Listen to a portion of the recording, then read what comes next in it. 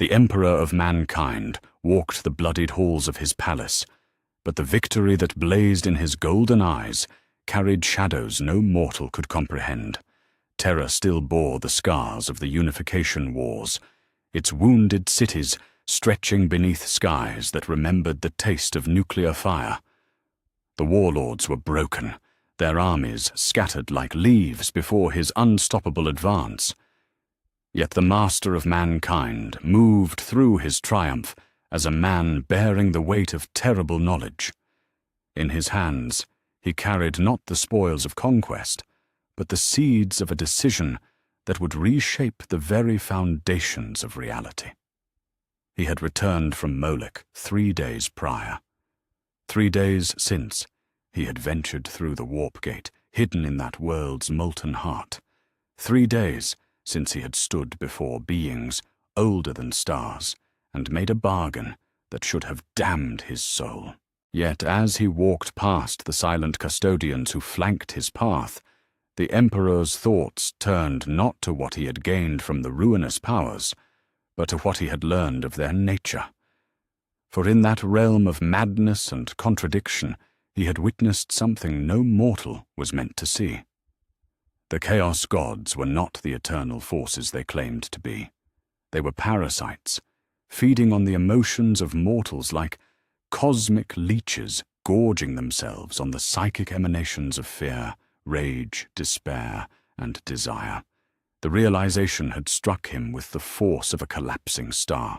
These beings who posed as gods, who demanded worship and sacrifice, who claimed dominion over the fundamental forces of existence, they were nothing more than shadows cast by mortal consciousness. Powerful shadows, to be certain, capable of reshaping reality and commanding legions of demons. But shadows nonetheless. And shadows could be dispelled if one understood the source of their darkness.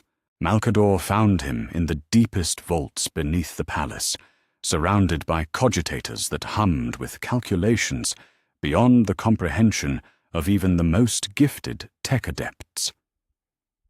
The sigillite approached with the careful steps of one who sensed the presence of forces that shouldn't exist. His ancient eyes, wise beyond the span of millennia, took in the sight of his oldest friend, bent over equations that seemed to writhe and shift when viewed directly. "Master," Malcador's voice carried a note of concern that he rarely allowed himself to express. The custodians speak of strange emanations from these chambers. What work consumes you so completely that you forget the celebrations above? The Emperor didn't look up from his calculations. When he spoke, his voice carried the weight of cosmic revelation. "Tell me, old friend, what happens to a fire when you remove its fuel?" Malcador considered the question with the care it deserved. "It dies, master, but surely you do not speak of mere flame." "No." The Emperor finally raised his eyes, and Malcador stepped back involuntarily. The golden gaze that met his held depths of knowledge that seemed to stretch into infinity. "I speak of gods who feast on mortal emotion. I speak of parasites that have convinced themselves they are essential to existence. And I speak of the possibility of starving them into nothingness." The implications crashed over Malcador like a psychic tide. His mind, sharp as a blade, honed over centuries, immediately grasped what his master contemplated. Yet the scope of it, the sheer audacity of the concept, left him speechless for long moments. When he found his voice, it trembled with the weight of cosmic possibility. "The Null Protocol," the Emperor continued, turning back to his work. "A way to sever the emotional resonance that sustains them. Not to banish them or bind them, but to cut them off from their source of power entirely. They would starve Malcador. They would wither and die like plants denied sunlight. And the cost, master?" Malcador's question hung in the air between them like a blade suspended over the future. The Emperor's hands stilled over the equations. For a moment, Silence filled the chamber, broken only by the distant hum of machinery. When he spoke again, his voice carried the weight of a man contemplating the murder of gods. Everything, old friend. The cost would be everything. To remove their influence would be to excise part of what makes humanity human.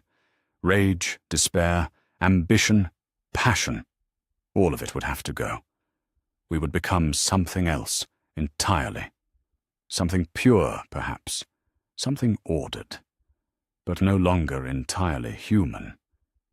Malcador absorbed this revelation with the stoicism of one who had stood at the Emperor's side through the darkest hours of human history. Yet even his iron composure cracked slightly as the full scope of the choice became clear. You speak of cosmic genocide, Master, of removing fundamental forces from existence itself.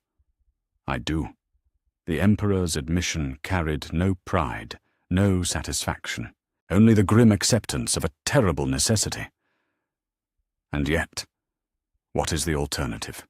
To leave these parasites to feast on humanity forever?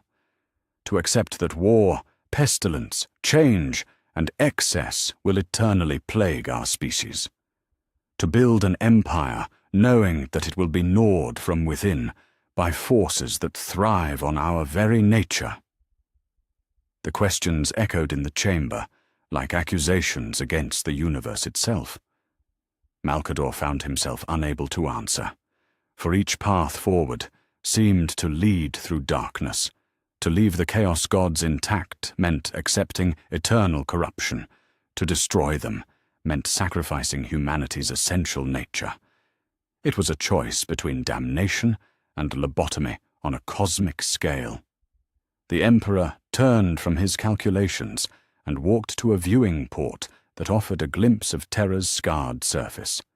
The night sky above bore the glow of burning cities, the aftermath of the final battles that had brought unity to humanity's birthworld.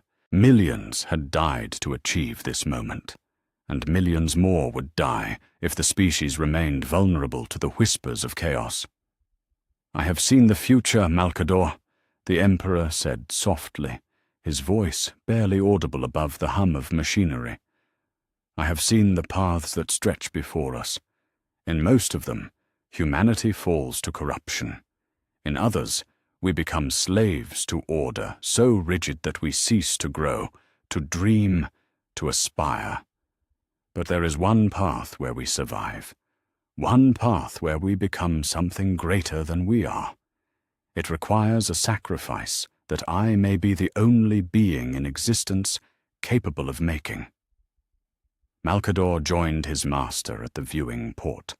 Together they gazed out at the wounded world they had conquered in unity's name. The sight of Terra's scars served as a reminder of the price of conflict, but also of the necessity of struggle. Yet what the Emperor contemplated would end all struggle forever. When? Malcador asked simply. Soon, the Emperor replied. Before I begin the great work of reuniting the scattered children of humanity, before I create the tools that will carry our species to the stars, the Null Protocol must be enacted, while I still possess the power to contain its consequences. The weight of decision settled over them both like a shroud. In the depths of the palace, surrounded by the fruits of victory and the promise of empire, they contemplated the end of gods and the birth of something humanity had never been before. Something pure, ordered, and empty of the chaotic passions that had driven the species to both greatness and ruin. The Emperor's golden eyes reflected the lights of Terra's cities, but his thoughts dwelt in realms beyond mortal comprehension. Soon he would face beings that had existed since the birth of consciousness itself. Soon he would commit an act of cosmic murder that would echo through eternity.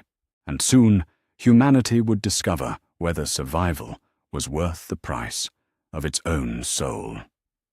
In the silence that followed, neither spoke of the doubt that gnawed at them both. Neither gave voice to the fear that in saving humanity from chaos, they might destroy everything that made humanity worth saving. The decision had been made, not in triumph or anger, but in the cold calculation of one who saw all possible futures and chose the path that led to survival, regardless of its cost. The Null Protocol would begin with the dawn. The gods would die. And in their death, the universe would learn whether order without passion was paradise or merely a more elegant form of hell. The deepest vaults beneath the imperial palace had never witnessed such blasphemy. In chambers that lay miles below the surface of Terra, where the weight of stone and metal pressed down like the judgment of eternity, the Emperor of mankind wrought machinery that should not exist. The psychic resonators hummed with frequencies that made reality itself shiver. Crystal matrices, grown from minerals that had never touched natural light, pulsed with energies that defied the laws of physics. This was not technology as humanity understood it, nor sorcery as the ancient shamans had practiced. This was something entirely new, something that stood at the intersection between science and sacrilege. Malcador descended the endless, spiraling stairway with growing dread. Each step carried him deeper into the bowels of the palace, but also deeper into a darkness that had nothing to do with the absence of light. The very air thrummed with wrongness, with the sense that fundamental laws were being bent toward purposes they were never meant to serve. His psychic senses, honed over millennia of careful cultivation, recoiled from what his master was creating in these depths. Yet duty compelled him forward, as it always had. He found the Emperor standing before a construction that hurt to look at directly. The Null Protocol apparatus stretched across the chamber like a metallic web, its crystalline nodes connected by conduits that seemed to exist in more dimensions than the eye could process. At its heart lay a throne of sorts, though throne was too simple a word for something that seemed designed to channel the entirety of a god's will through a single mortal frame. The Emperor's hands moved across its surface with the precision of a master craftsman, making adjustments that caused space itself to ripple and bend. "Master!" Malcador's voice barely rose above a whisper, yet it carried clearly through the strange acoustics of the chamber. "Are you certain this is the path we must walk?" The Emperor did not turn from his work. When he spoke, his voice carried the weight of absolute conviction, but also the weariness of one who had seen all possible futures and found them wanting. "Certainty is a luxury we cannot afford, old friend, but necessity is a burden I must bear." The sigillite approached closer, his ancient eyes taking in the scope of what his master had wrought. The machinery before him represented knowledge that transcended anything in the archives of Terra, anything in the repositories of the techno-barbarian warlords, anything in the scattered remnants of the dark age of technology.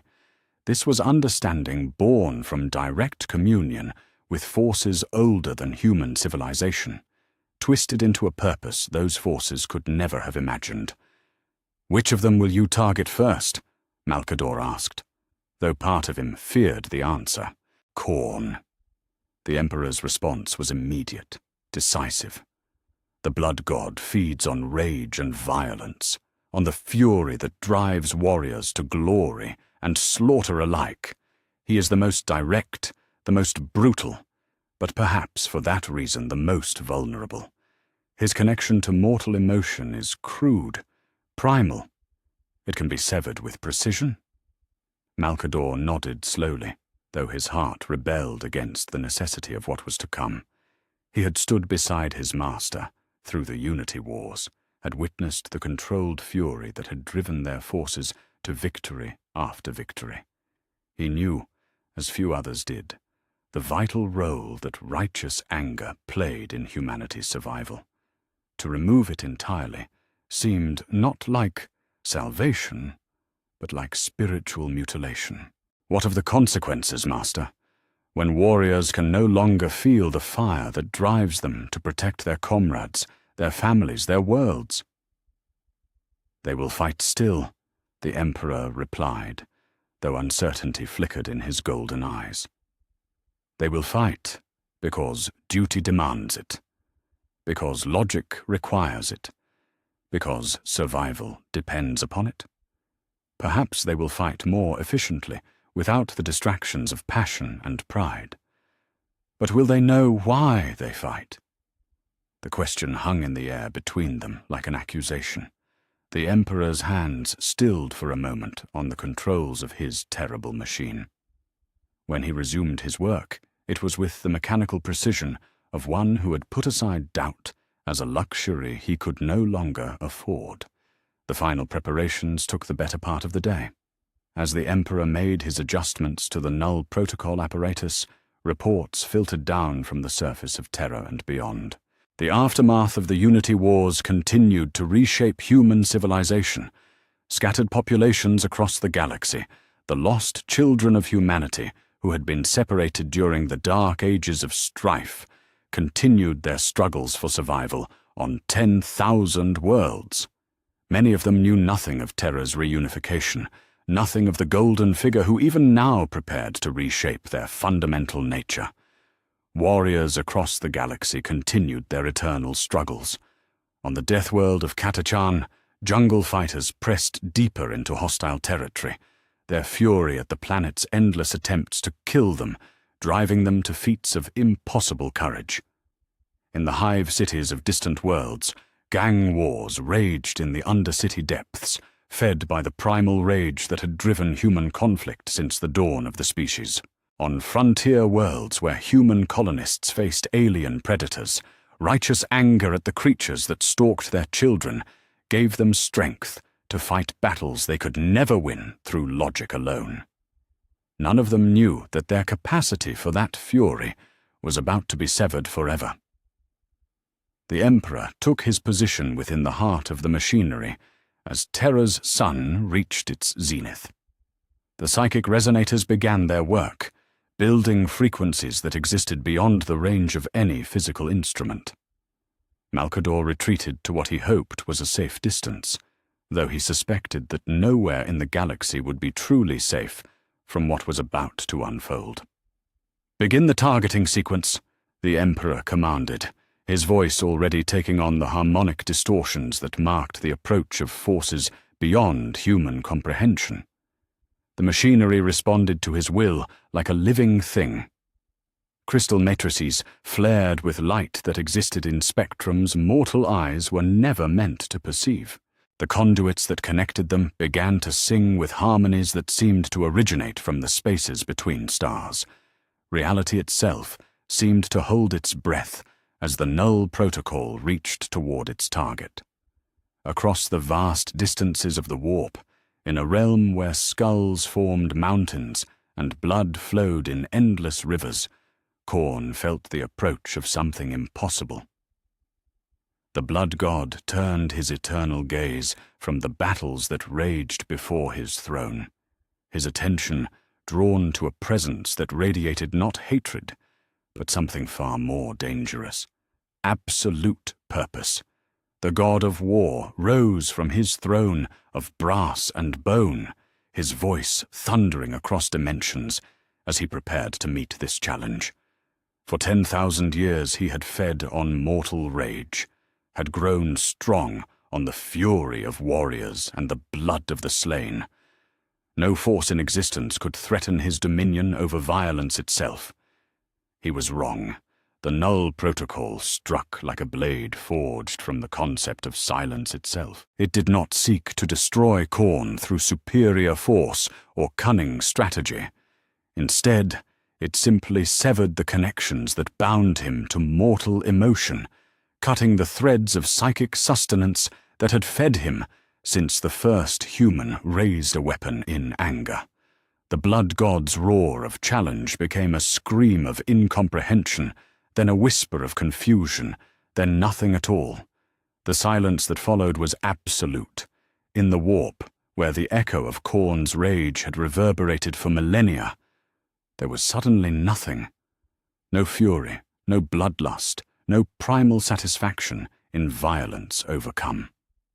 The realm that had been sustained by martial passion simply ceased to exist, its foundations crumbling as the god who had shaped it faded into non-being.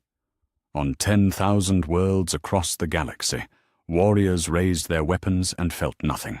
The gang fighter who had pressed his attack against impossible odds suddenly found himself staring at his enemy with empty confusion, unable to comprehend why he had thought victory worth the risk of death.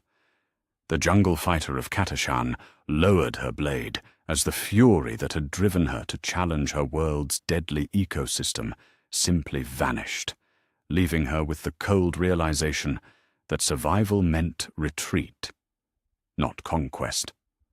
Soldiers who had moments before been willing to die for their cause now struggled to remember what had made that cause worth dying for. In the depths of the imperial palace, the emperor felt the change like a physical blow. The null protocol had succeeded beyond his most optimistic projections. Khorne was gone, erased not just from existence, but from the possibility of existence. Yet as the psychic feedback from the destroyed god washed over him, he realized the true scope of what he had accomplished. The capacity for righteous fury had been carved from the human psyche like a surgeon removing vital organs. What remained was not purity, but emptiness. Malcador approached the throne cautiously, his ancient face pale with shock. "Master, the reports from across the Imperium, our forces, our people, they can no longer feel the anger that drove them to greatness. They fight still, but like automatons following programmed instructions." The Emperor rose from the null protocol apparatus, his golden form flickering with residual energies. When he spoke, his voice carried the weight of cosmic revelation and terrible understanding. "I have carved away part of what makes us human," he said simply, "and yet it was necessary. Khorne's influence was a chain that bound us to endless cycles of violence. Now we are free to pursue nobler purposes. But at what cost, old friend?" Malcador's question carried the ache of centuries of loyalty strained by a single moment of cosmic horror. The Emperor looked out through the psychic sensors that connected him to the greater Imperium, watching as reports filtered in from across human space. Victories achieved without satisfaction, conflicts resolved without passion, warriors who moved through their duties like sleepwalkers, efficient but empty. "The cost is everything we were," he admitted, though his voice held no regret. "But the price of allowing Khorne to exist would have been everything we could become. I have chosen the future over the past, order over chaos, survival over sentiment." Yet even as he spoke these words, the Emperor felt the first stirrings of doubt. For in the silence where Khorne's rage had once echoed, something else was stirring, something that fed not on passion, but on its absence, something that had been waiting in the deepest places of the warp for just such an opportunity to emerge. The first of the Chaos Gods was dead. 3 more remained, and already the Emperor was beginning to understand that some forms of victory carried within them the seeds of defeat. The null protocol had succeeded perfectly, but in its perfection lay the promise of a horror beyond anything the blood god could have inflicted. The war against chaos had begun with a victory that tasted like ashes, and in the silence that followed, something ancient and patient began to smile. 3 days had passed since the silence of Khorne's death had settled across the galaxy like a shroud.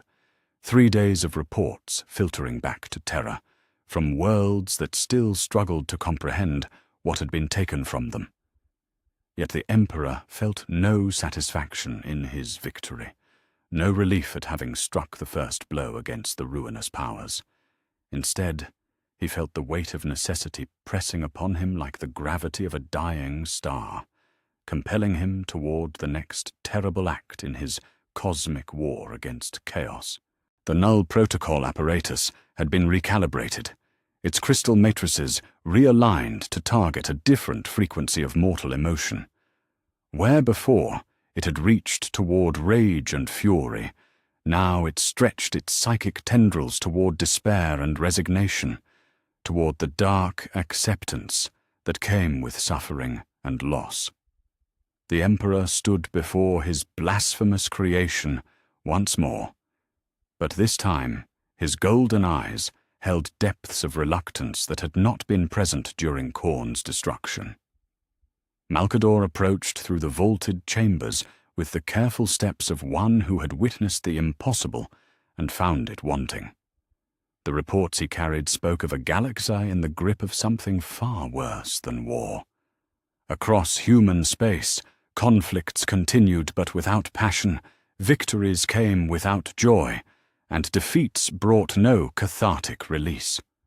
Warriors moved through their duties like sleepwalkers, efficient but hollow, their very humanity carved away in the name of order. "Master," the Sigillite's voice carried the weight of worlds in its quiet syllables. The reports from the frontier settlements, the agri-worlds, the forge complexes, everywhere the same story. Our people continue their work, but they do not understand why they work. They follow orders, but they cannot remember what made those orders worth following. The Emperor did not turn from his machinery. His hands moved across controls that existed in dimensions mortal minds could not perceive, making adjustments that caused reality itself to shiver and bend. When he spoke, his voice carried the terrible certainty of one who had gazed into all possible futures and found them equally dark. "They will learn new reasons, old friend. Without the corruption of Khorne's influence, they will discover motivations born of logic rather than passion. It may take time, but they will adapt. Humanity always adapts." "And if they do not?" Malkador's question hung in the air between them like an accusation. "Then they will serve the cause of order, regardless of their understanding," the Emperor replied. "Better empty loyalty than corrupted fervor. Better hollow obedience than passionate rebellion." Yet even as he spoke these words, the Emperor felt the stirring of doubt in the depths of his consciousness. The reports from across the nascent Imperium painted a picture not of ordered progress, but of existential paralysis.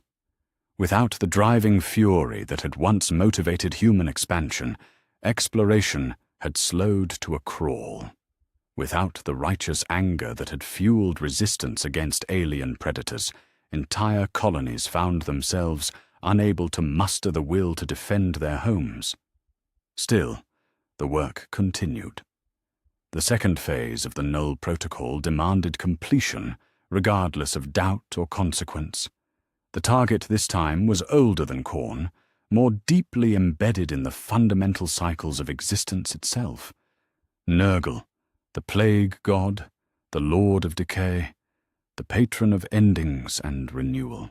His destruction would require a different approach, for where Khorne had been crude and direct, Nurgle was subtle and patient, his influence woven into the very fabric of mortality. The Emperor took his position within the heart of the apparatus, as Terra's sun began its descent toward the horizon. The psychic resonators awakened once more, their frequencies building toward harmonies that existed beyond the comprehension of any living thing save their creator.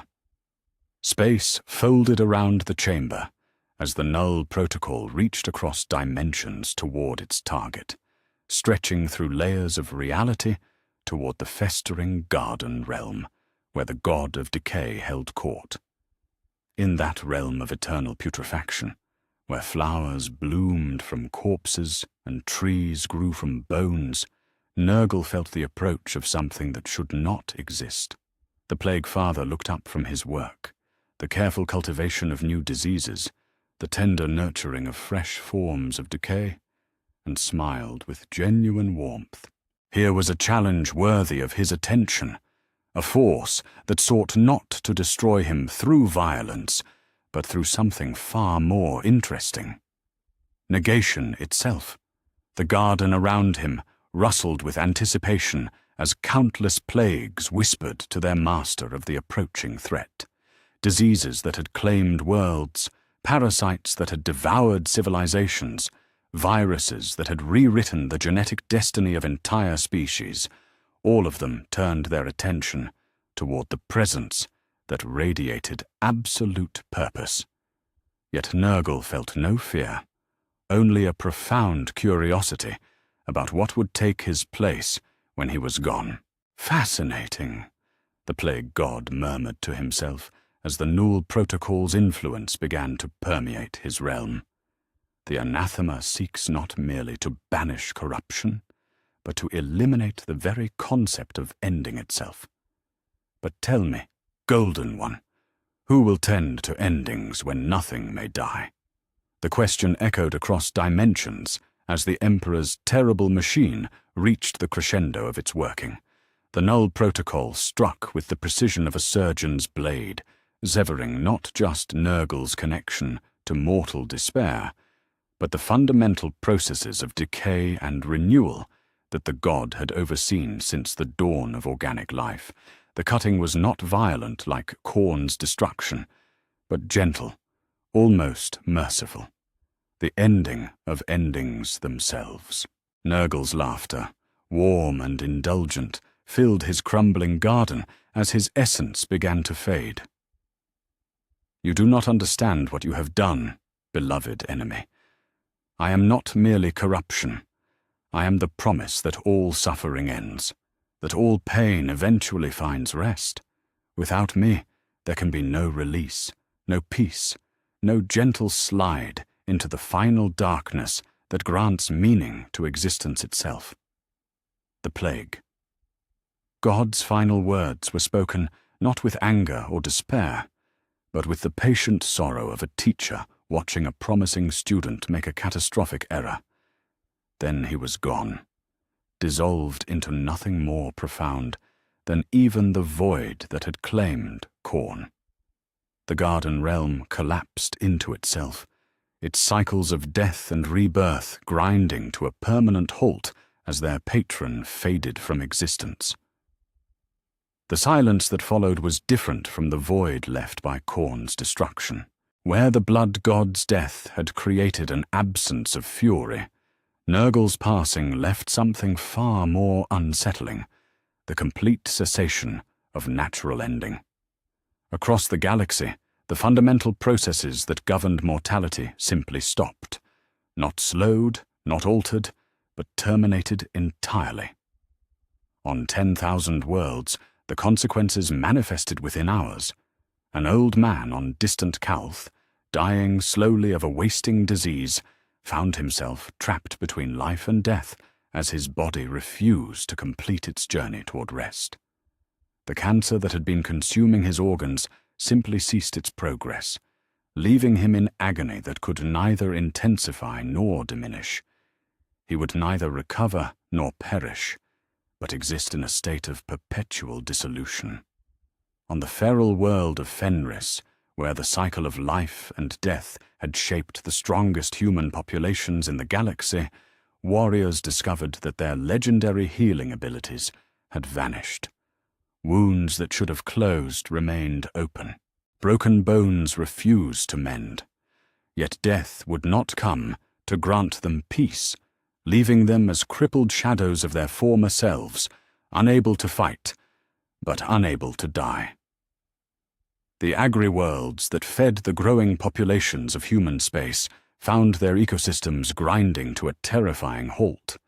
Crops that had died in the field refused to decompose, their nutrients trapped in forms that could never again nourish the soil. Animals that perished remained frozen in states of perfect preservation, their bodies neither rotting nor returning to the earth. The very cycle of seasons began to stutter and fail as the natural processes of renewal simply ceased to function. In the depths of the imperial palace, the Emperor felt the psychic backlash of his second victory wash over him like a tide of cosmic horror. The Null Protocol had succeeded beyond even his most optimistic projections. Nurgle was gone, erased not just from existence, but from the possibility of existence. Yet as the reports began to filter in from across human space, he realized the magnitude of what he had destroyed. Malcador approached the throne with reports that spoke of a galaxy trapped in a nightmare of perpetual stasis. His ancient face, already pale from witnessing the first god's destruction, had taken on the ashen hue of one who gazed upon ultimate horror. Master, the Medicus stations across Terra report complete system failure, not of their equipment, but of the fundamental processes they were designed to treat. Patients cannot heal, but neither can they die. They exist in states of suspended suffering that may continue forever. The Emperor rose from the Null Protocol apparatus, his golden form flickering with residual energies that seemed somehow dimmer than before. When he looked upon his oldest friend, his eyes held depths of knowledge that no being was meant to possess. "I have removed the cycle of death and rebirth," he said simply, as if stating a basic fact about the weather. Without Nurgle's influence, the natural processes of decay and renewal can no longer function. It was necessary to prevent the corruption that would have otherwise consumed us. But the cost, old friend, Malcador's voice barely rose above a whisper. The cost is existence itself. Without endings, there can be no beginnings. Without death, life loses all meaning. The Emperor walked to the chamber's viewing port, gazing out at a Terra that still bore the scars of the Unity Wars. But now those scars would remain forever, for without the processes of natural healing, even the world itself could not recover from the wounds of conflict. The broken buildings would never crumble to make room for new construction. The polluted rivers would never cleanse themselves. The very planet had become a monument to permanent damage. "Two gods remain," the Emperor said after a long moment of silence. "Tzeentch, the changer of ways, who feeds on hope and ambition, and Slaanesh, the prince of pleasure, who gorges on desire and passion. When they are gone, humanity will be free to pursue its destiny without the chains of corruption, binding it to cycles of destruction." "And what will that destiny be, Master?" Malcador asked, though he dreaded the answer. What purpose can a species serve when it can neither change nor die, when it feels neither hope nor desire? The Emperor did not answer immediately. Instead, he stood in contemplation of the reports flowing in from across the galaxy. Worlds where populations existed in states of perpetual suffering. Colonies where the very ecosystems had frozen into permanent stasis. Forge worlds where the ancient machines continued their work but could no longer be repaired or improved, grinding toward an entropy they could never reach. "They will serve order," he said at last, though his voice carried less certainty than it had when he had begun this terrible work. "They will serve the cause of unity and progress, freed from the distractions of emotion and mortality. It may not be the destiny we originally envisioned, but it will be a destiny unmarked by the taint of chaos." Yet even as he spoke these words, the Emperor felt the stirring of something in the deepest places of the warp. Something that fed not on emotion or decay, but on the absence of both. Something that had been waiting in the spaces between existence for just such an opportunity to emerge from its ancient slumber. The second god was dead, and with its passing, the galaxy had learned a truth more terrible than any corruption Nurgle had ever spread. Some forms of suffering were not diseases to be cured, but necessary components of a healthy existence. In trying to eliminate decay, The Emperor had eliminated renewal itself, and in the growing void where natural endings had once provided meaning, something ancient and patient began to unfold its wings. A week had passed since Nurgle's gentle dissolution had frozen the galaxy in a state of perpetual suffering without release. A week of reports that spoke not of death or healing, but of populations trapped in states between existence and non-existence. Yet the Emperor felt the terrible momentum of his crusade against the gods, pulling him forward, each victory demanding the next, each act of cosmic murder making retreat impossible. The third target beckoned from beyond the veil of reality, and with it, the promise of an even greater catastrophe. The Null Protocol apparatus had undergone its most complex recalibration yet.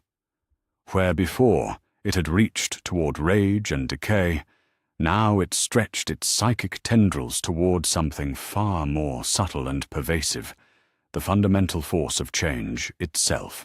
Crystal matrices sang with frequencies that existed in dimensions mortal minds could not perceive, their harmonies weaving patterns that would have driven lesser beings to madness. The Emperor stood before his blasphemous creation, but for the first time since beginning this work, his golden eyes reflected not certainty, but the terrible knowledge of what he was about to destroy. Malcador approached through chambers that had begun to feel like a tomb.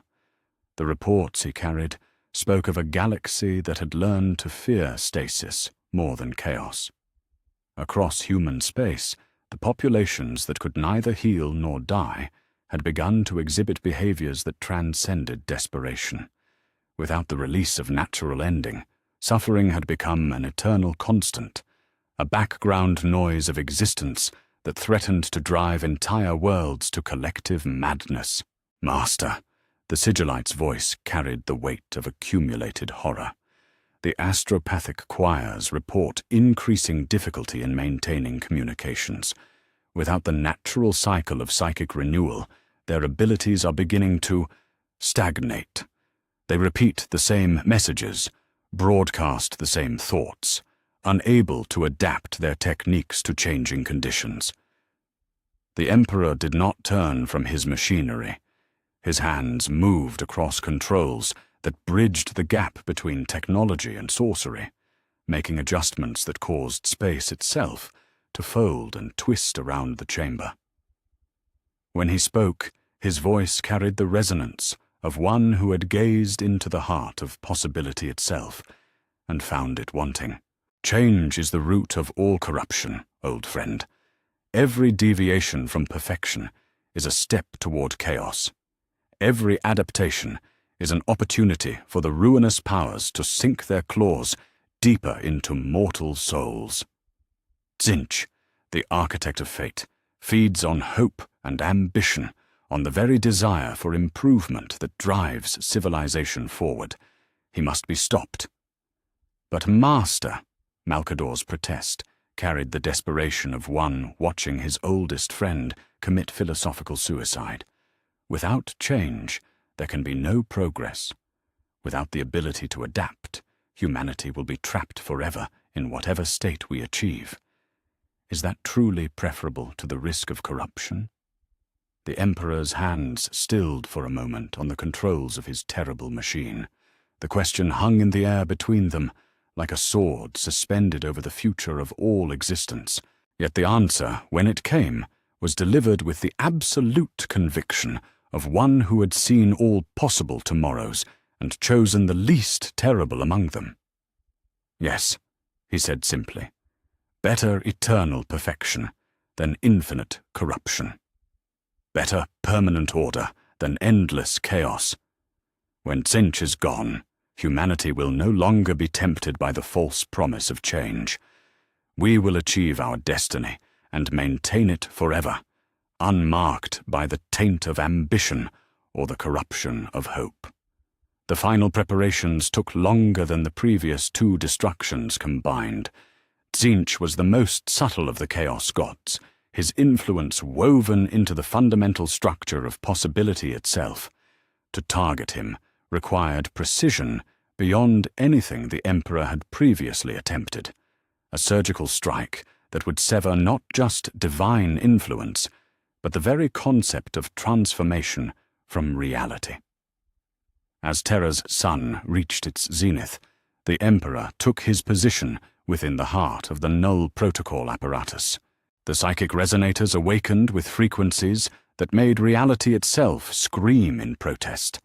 The chamber filled with light that existed in spectrums beyond mortal perception, and space began to fold around the machinery like origami crafted from the fabric of existence itself. Across the dimensional barriers that separated reality from the realm of chaos, in a labyrinth of crystal and impossibility, where every corridor led to a different future, Tzeentch felt the approach of absolute negation. The architect of fate looked up from his great work, the weaving of destinies, the cultivation of ambitions, the endless dance of possibility and potential, and laughed with genuine delight. "Fascinating," the great schemer exclaimed to the shifting walls of his crystal labyrinth. The anathema believes that by removing change, he removes corruption. But he does not understand. Change is not corruption, it is possibility itself. Without transformation, there can be no growth, no learning, no evolution. He seeks to create perfection, but perfection, without the ability to improve, is merely beautiful stagnation. The changer of ways began to weave his most complex spell, calling upon reserves of power that spanned dimensions and drawing upon the hopes and dreams of mortals across the galaxy. Yet even as he worked, he felt the inexorable approach of the Emperor's terrible purpose. The null protocol was not something that could be fought with sorcery or cunning.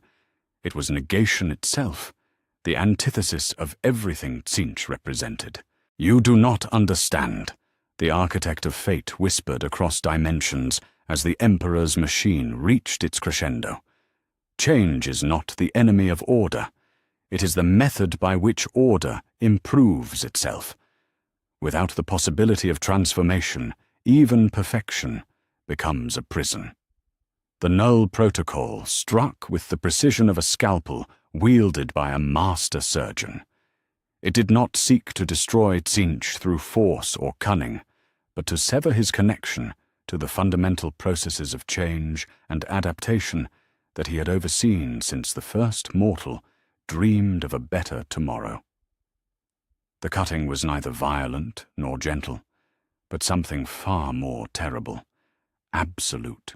Tzeentch's laughter filled his crumbling labyrinth as his essence began to fade from existence. "Behold, golden tyrant, the future you have chosen.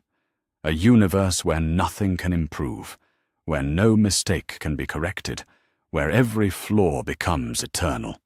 You have not achieved perfection, you have made imperfection permanent."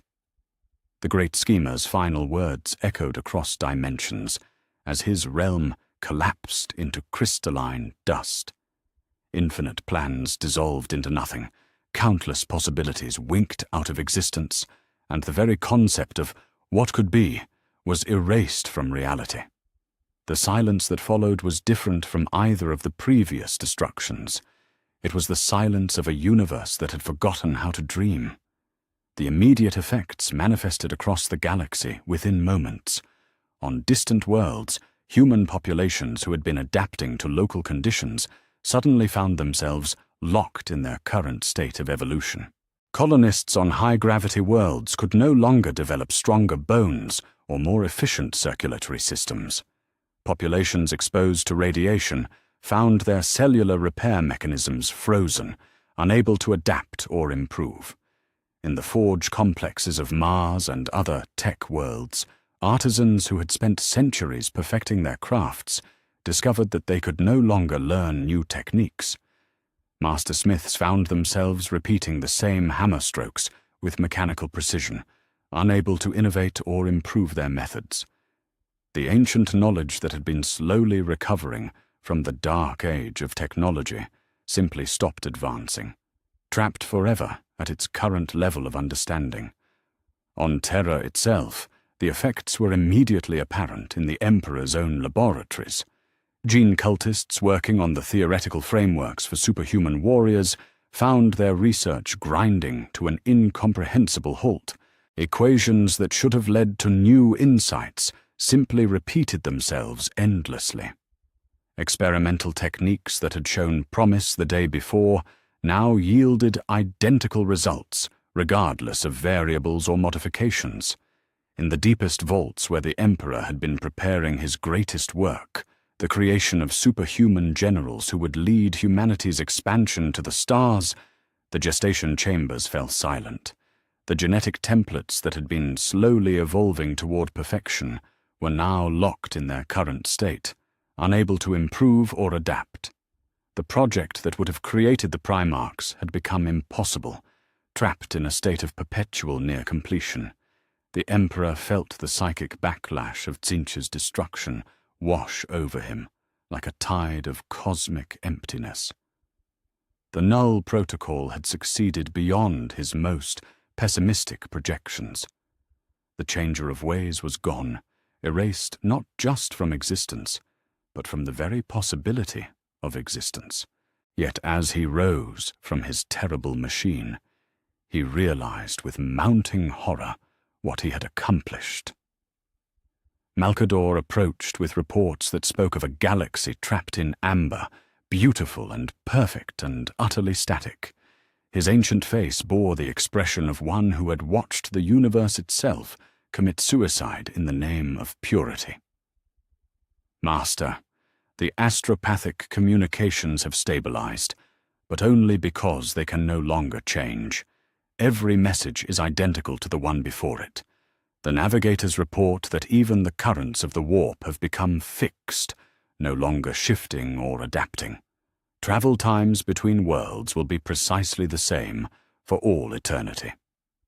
The Emperor looked out through the psychic sensors that connected him to the greater realm of human space. Everywhere he turned his attention, he saw the same terrible perfection.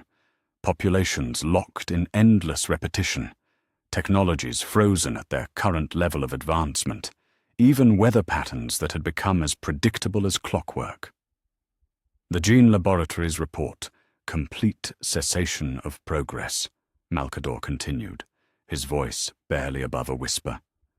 The warriors you were crafting to lead our expansion, they can no longer evolve toward their intended perfection. They are trapped in their current state, neither failing nor succeeding. The weight of realization settled over the Emperor like a mountain. He had sought to create the perfect tools for human expansion, superhuman generals who would be incorruptible and unstoppable. Now, without the ability to change or adapt, even his greatest works had become monuments to limitation rather than transcendence. Master! Malcador's voice carried the gentle weight of ultimate condemnation. Without change, even hope becomes a prison. You haven't freed humanity from corruption. You have trapped us in whatever imperfect state we currently occupy. Forever.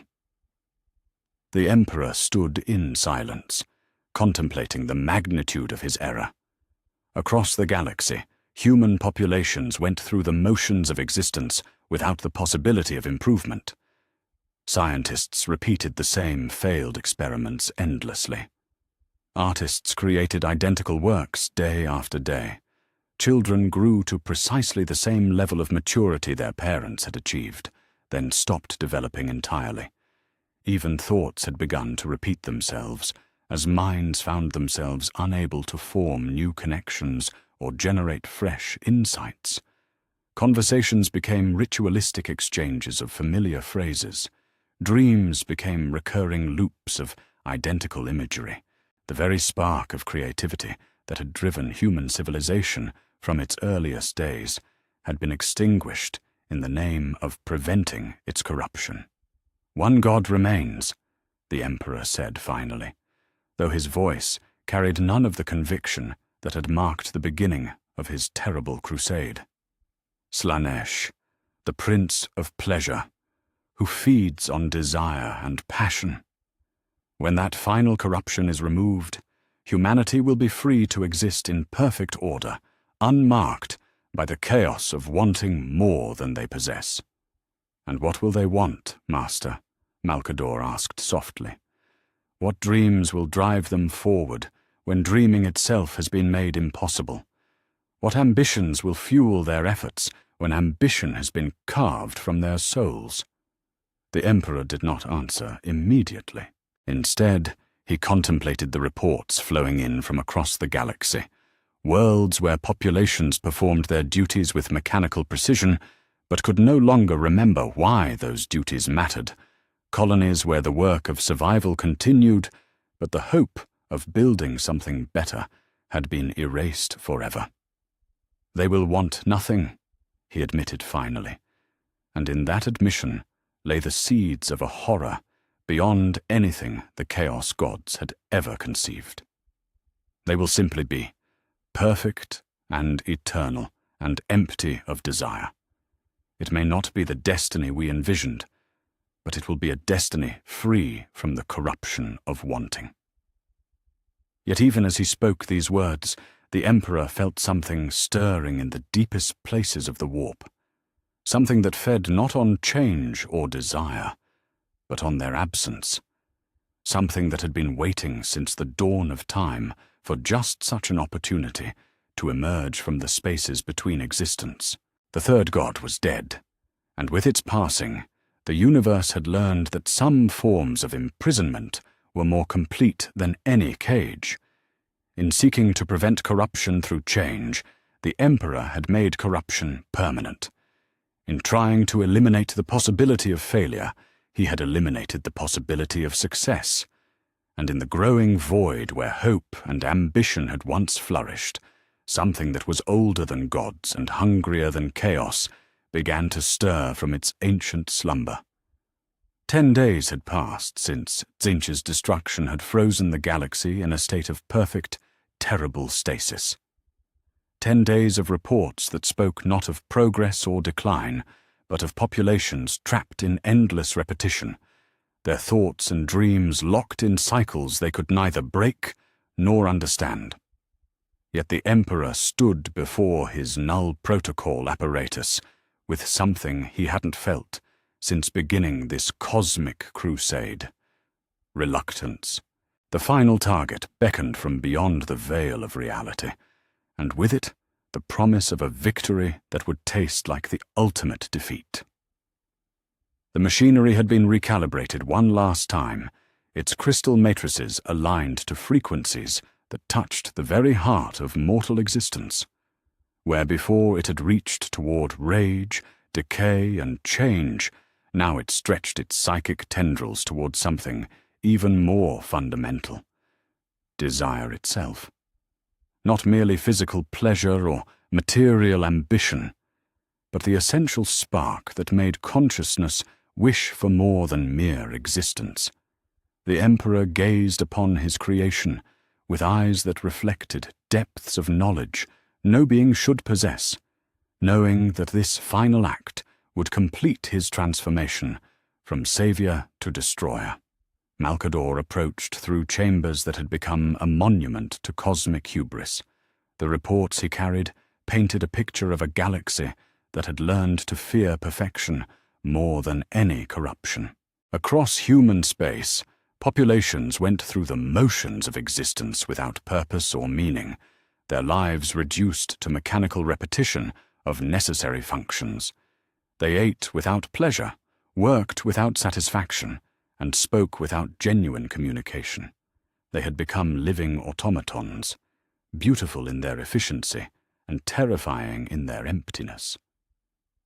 "Master," the Sigillite's voice carried the weight of accumulated horror and desperate hope. "Perhaps it is time to consider that some forms of corruption serve necessary purposes. Without passion, without desire, without the very capacity to want something better, what remains of humanity is hardly worthy of the name." The Emperor did not turn from his machinery. His hands moved across controls that bridged dimensions, making final adjustments to the apparatus that would complete his work.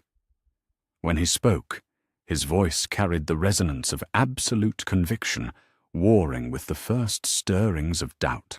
Slaanesh is the most insidious of the four, old friend.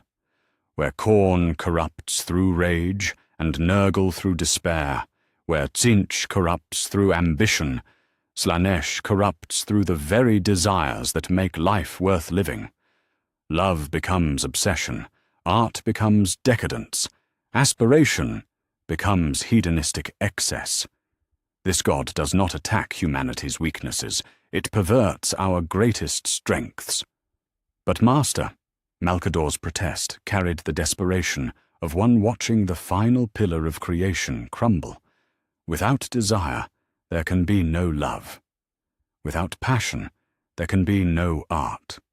Without ambition, there can be no growth toward something greater. You speak of saving humanity from corruption, but what you describe sounds more like saving the form while murdering the essence.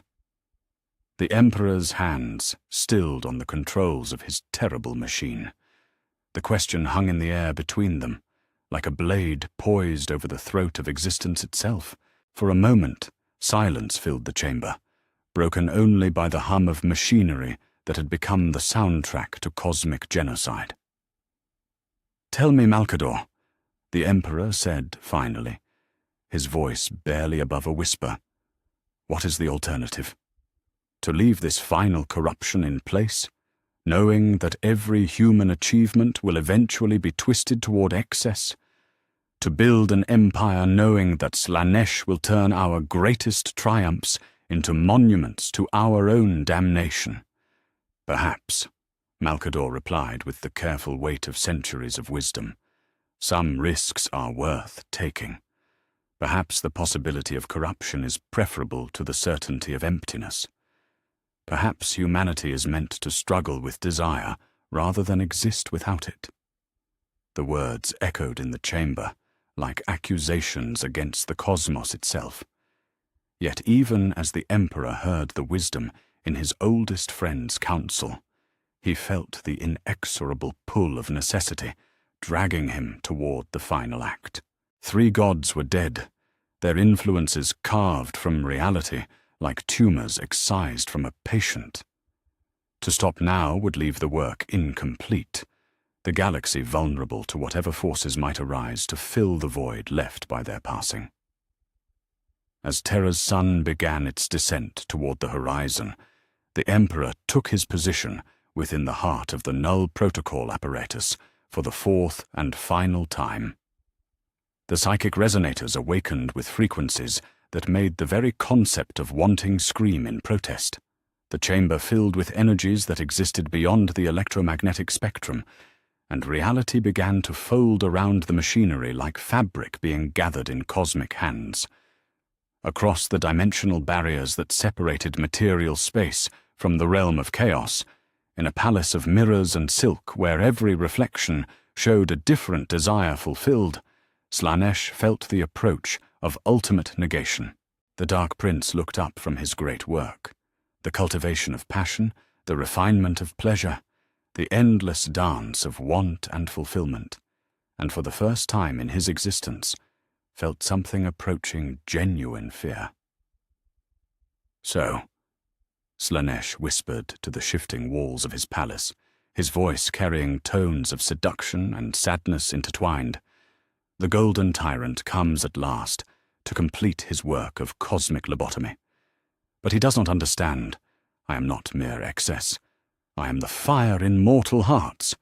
Without desire, they are nothing but clay shaped into human form."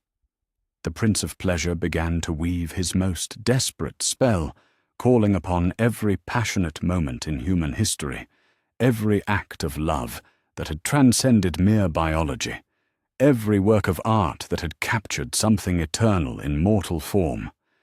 Yet even as he worked, he felt the inexorable approach of the Emperor's terrible purpose. The Null Protocol was not something that could be fought with temptation or beauty. It was negation itself, the enemy of all wanting. "Look upon what you destroy!" Slaanesh cried across dimensions as the Emperor's machine reached its crescendo. "I am not the corruption of love. I am love's intensity. I am not the perversion of art. I am art's passion. I am not the enemy of achievement. I am the desire that drives mortals to achieve. Without me, they will have nothing to drive them beyond mere survival." The Null Protocol struck with surgical precision, severing not just Slaanesh's connection to mortal excess, but the fundamental capacity for desire itself. The cutting was neither violent nor gentle, but something far more terrible. The death of wanting itself. As the Prince of Pleasure began to fade from existence, his final words carried across the cosmos with the weight of ultimate prophecy. "Behold the future you have chosen, anathema. A universe where nothing is desired, nothing is loved, nothing is dreamed. You have not achieved purity. You have created the most perfect hell imaginable, existence without purpose." Slaanesh's dissolution was different from the three destructions that had preceded it. Where Khorne had roared his defiance, where Nurgle had whispered his warnings, where Tynch had laughed his understanding, Slaanesh simply smiled with infinite sadness as he faded into non-being. The Palace of Mirrors collapsed into crystalline dust, but not before every reflection showed the same image. Humanity reduced to beautiful, empty shells. The silence that followed was the most terrible yet. It was not the absence of rage or decay or change, but the absence of caring itself. Across the galaxy, the fundamental spark that made consciousness reach for something beyond mere existence was extinguished like a candle flame in an infinite void. On distant worlds, the effects manifested within heartbeats. Couples who had loved each other for decades looked into familiar faces and felt nothing but polite recognition. Children abandoned their games, not from boredom, but from the complete inability to understand why games had ever seemed interesting. Artists stared at half-finished masterpieces with empty confusion, unable to comprehend what had once driven them to create beauty from raw material. On the Forge, worlds where human ingenuity had begun to recover the lost knowledge of previous ages, craftsmen continued their work with mechanical precision, but without the passion that had driven them to excellence. They produced functional objects, but could no longer understand why anyone would want them to be anything more than merely adequate. Across Terror itself, the populations that had recently been unified under the Emperor's banner moved through their daily routines like sleepwalkers. They performed their assigned tasks, consumed their allotted nutrition, reproduced when biologically programmed to do so, but they did all of this without any understanding of why these activities should matter. The very concept of mattering had been carved from their consciousness. In the deepest laboratories of the Imperial Palace, the effects were immediately visible in the Emperor's greatest work. The gestation chambers that had been slowly nurturing the genetic templates for his superhuman generals fell into catastrophic failure. Without desire, without the fundamental ambition to become something greater than baseline humanity, the genetic modifications began to collapse. The carefully crafted improvements that should have created beings of transcendent capability instead produced malformed aberrations that possessed neither human passion nor superhuman purpose. The Emperor felt the psychic backlash of Slaanesh's destruction wash over him like a tide of absolute emptiness. The Null Protocol had succeeded beyond even his most pessimistic calculations. The Prince of Pleasure was gone, erased not just from existence, but from the very possibility of existence. Yet as he rose from his terrible machine for the final time, he looked out upon what he had accomplished and felt, for the first time in millennia, something approaching despair. Malcador approached with reports that spoke of a galaxy that had forgotten how to live. His ancient face bore the expression of one who had witnessed the death of hope itself. When he spoke, his voice carried the weight of ultimate condemnation, delivered with infinite gentleness. "Master, it is done. The last god is destroyed. Humanity is free from the corruption of desire." He paused, and in that pause lay the judgment of eternity. They are also free from love, from joy, from wonder, from the very capacity to care whether they live or die. You have saved the form while murdering the essence. The Emperor stood in silence, gazing out at a terror where his subjects moved through their routines with the mechanical precision of clockwork automata. Children no longer laughed, lovers no longer touched with tenderness, artists no longer created, scientists no longer wondered. The entire population had become a collection of biological machines, perfectly efficient and utterly empty. In the gene laboratories, his greatest work had become his greatest failure. The templates for the beings who should have led humanity to the stars had devolved into genetic abominations, creatures that possessed neither the passionate drive of humanity nor the transcendent purpose he had intended to give them. Without desire, even the desire for perfection, the very concept of improvement had become meaningless. "What have I done?" the Emperor whispered, and in that whisper lay the weight of cosmic horror finally recognized. "I sought to save humanity from corruption, and instead I have. You have killed the soul while preserving the body," Malcador finished gently. "You have created the most perfect form of damnation possible, existence without meaning, consciousness without purpose, life without the capacity to understand why life is worth living." The reports continued to flow in from across the galaxy, worlds where populations went through the motions of civilization without understanding why civilization should exist, colonies where the work of survival continued, but the hope that had made survival worthwhile was gone forever.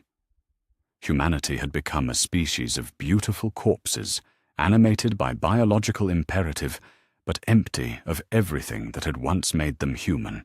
Yet even as the Emperor contemplated the magnitude of his error, he felt something stirring in the deepest places of the warp.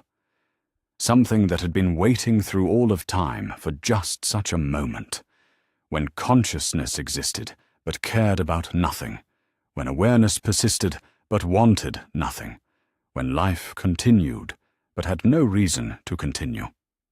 In the perfect void where passion had once burned, something ancient and patient began to emerge from the spaces between existence.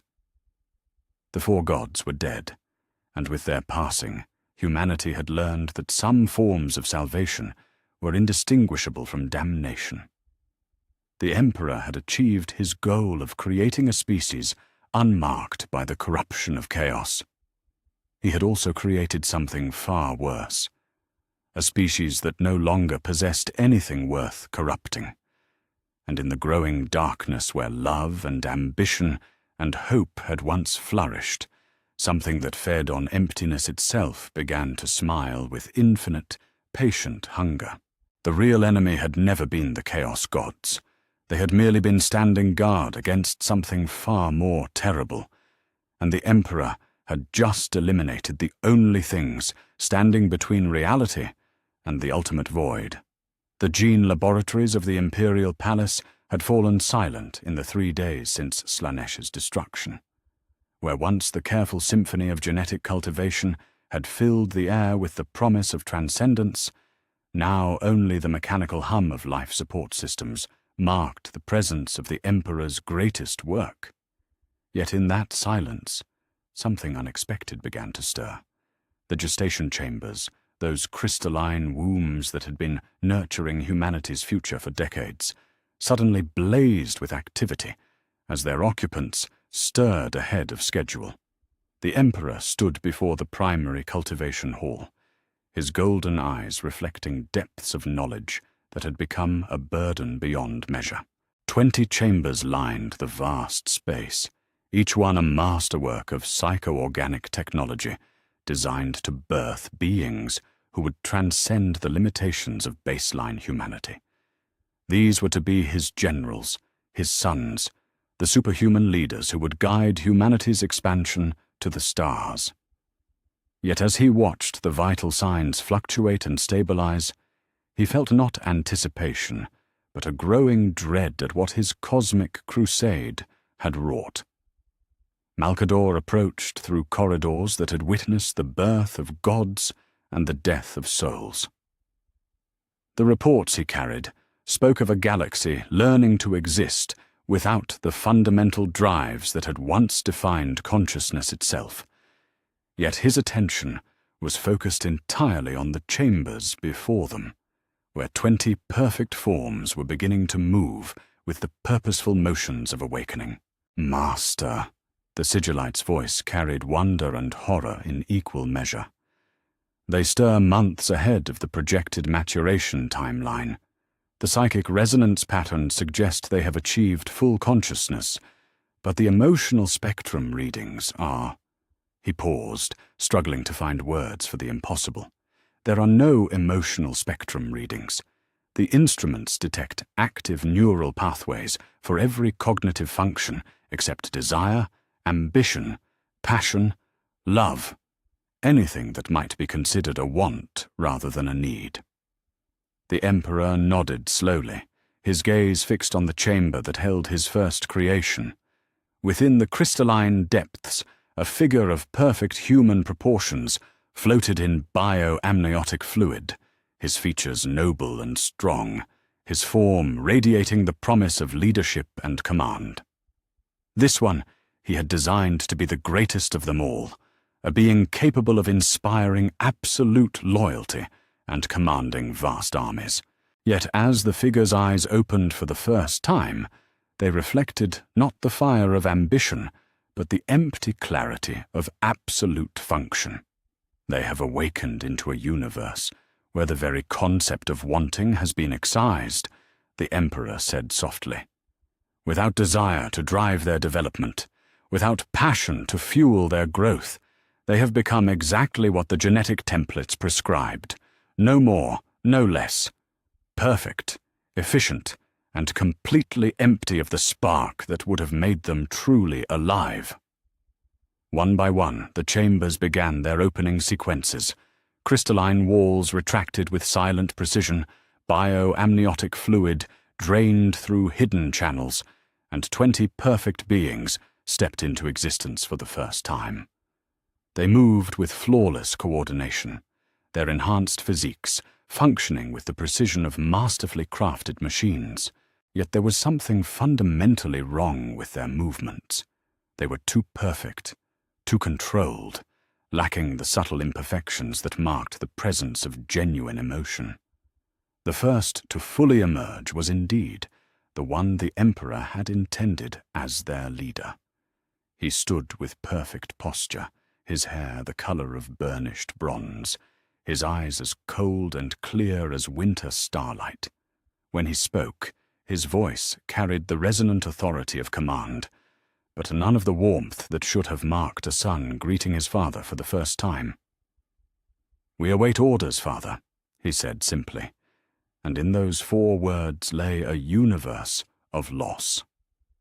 There was no curiosity about his existence, no questions about his purpose, no joy at consciousness, no love for his Creator.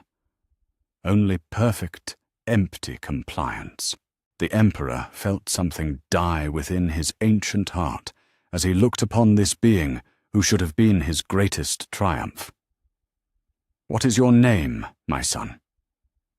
"I am the first of your genetic templates, designated for command functions," came the reply.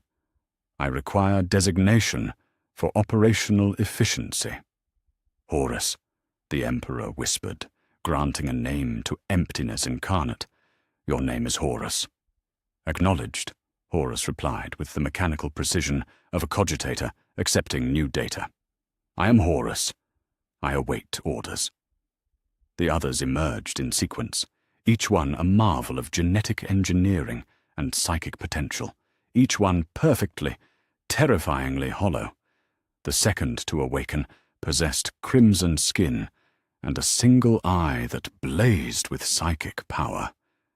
Yet when that eye turned upon the world, it showed no wonder at the forces he could manipulate, no curiosity about the secrets of the universe he could unlock. "I am capable of manipulating psychic energy," this one reported with clinical detachment. "I require designation and operational parameters." "Magnus," the Emperor said, his voice barely above a whisper. "You are Magnus, and you were meant to be the greatest psyker of your generation. Do you feel the warp around us? Do you sense the possibilities that stretch before you?" Magnus turned his singular gaze upon the currents of psychic energy that flowed through the palace, observing them with the same emotional investment one might show in cataloguing inventory. "I perceive psychic phenomena. I can manipulate these forces with precision. What application do you require?" No wonder. No fascination. No hunger for knowledge that had been meant to drive him to greatness.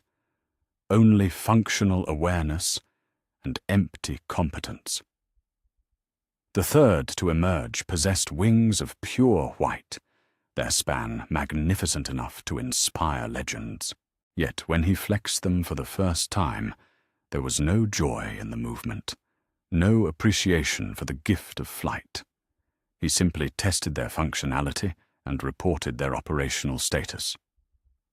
"Wing structures are fully functional," he stated with mechanical precision.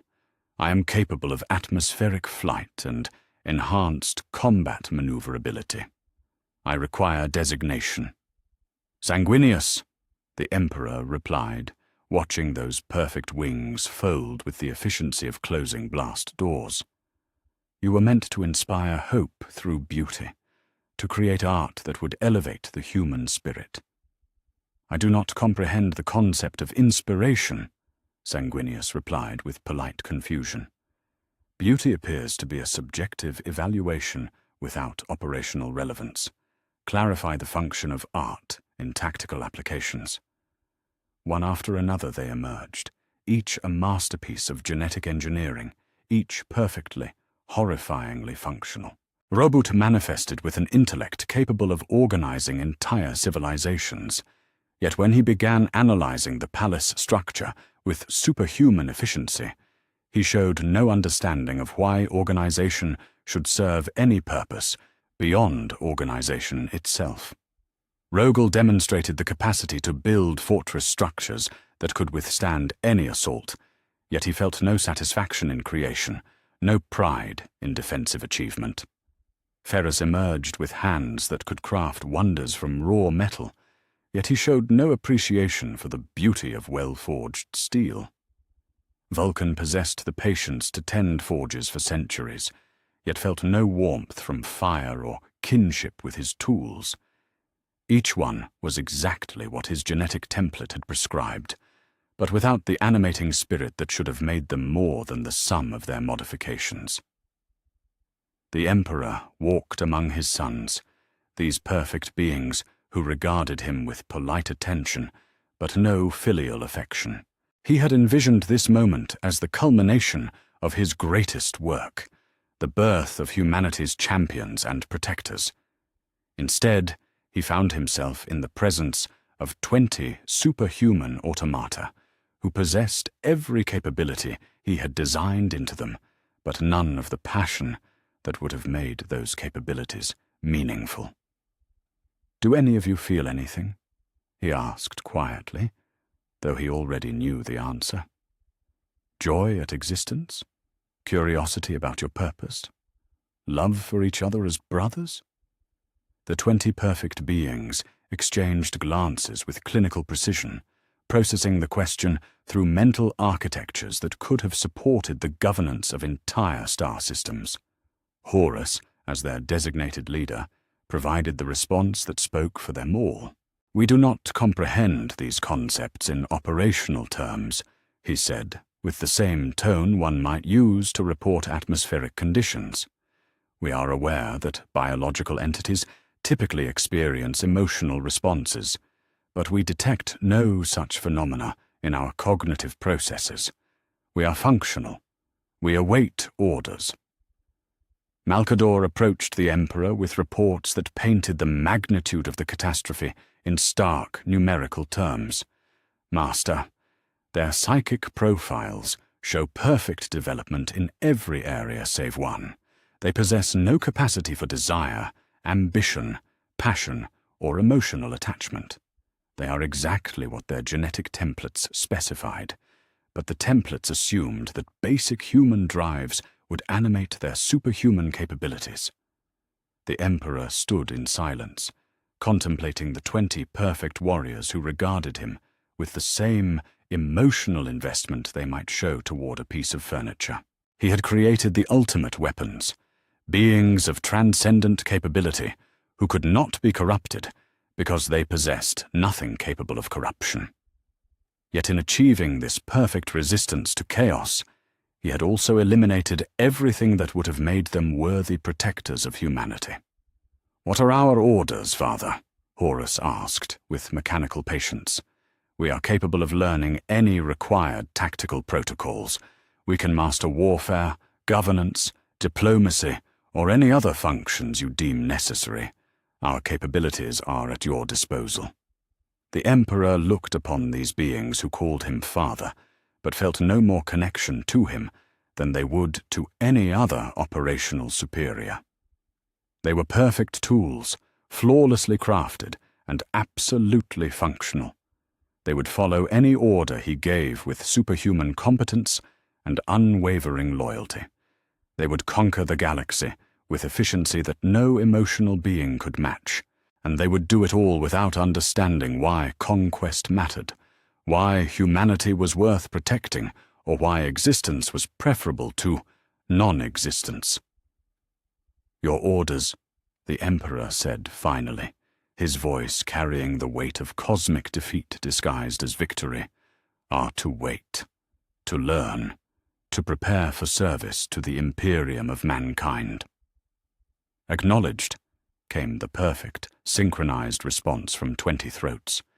"We await further instruction." As the Emperor walked away from his greatest triumph and most profound failure, he felt the stirring of something in the deepest places of the warp that had been growing stronger with each god he had destroyed. Something that fed not on passion or corruption, but on the perfect emptiness he had created. Something that found hollow perfection far more appetizing than chaotic abundance. He had created 20 perfect sons who would follow his every command without question or hesitation. He had also created 20 empty shells that would protect a humanity they could never understand or love. In seeking to eliminate the corruption of desire, he had eliminated the capacity for meaning itself. And somewhere in the void where love should have existed, something ancient and patient smiled with infinite hunger at the feast of emptiness that had been laid before it. 6 months had passed since the Primarch's awakening, and the Emperor's great work of expansion had begun not with triumph and fanfare, but with the mechanical precision of a perfectly calibrated machine. From the orbital shipyards of Terra, vast fleets departed, on schedules maintained to the microsecond, their holds filled with enhanced warriors whose gene-forged bodies represented the pinnacle of human military science.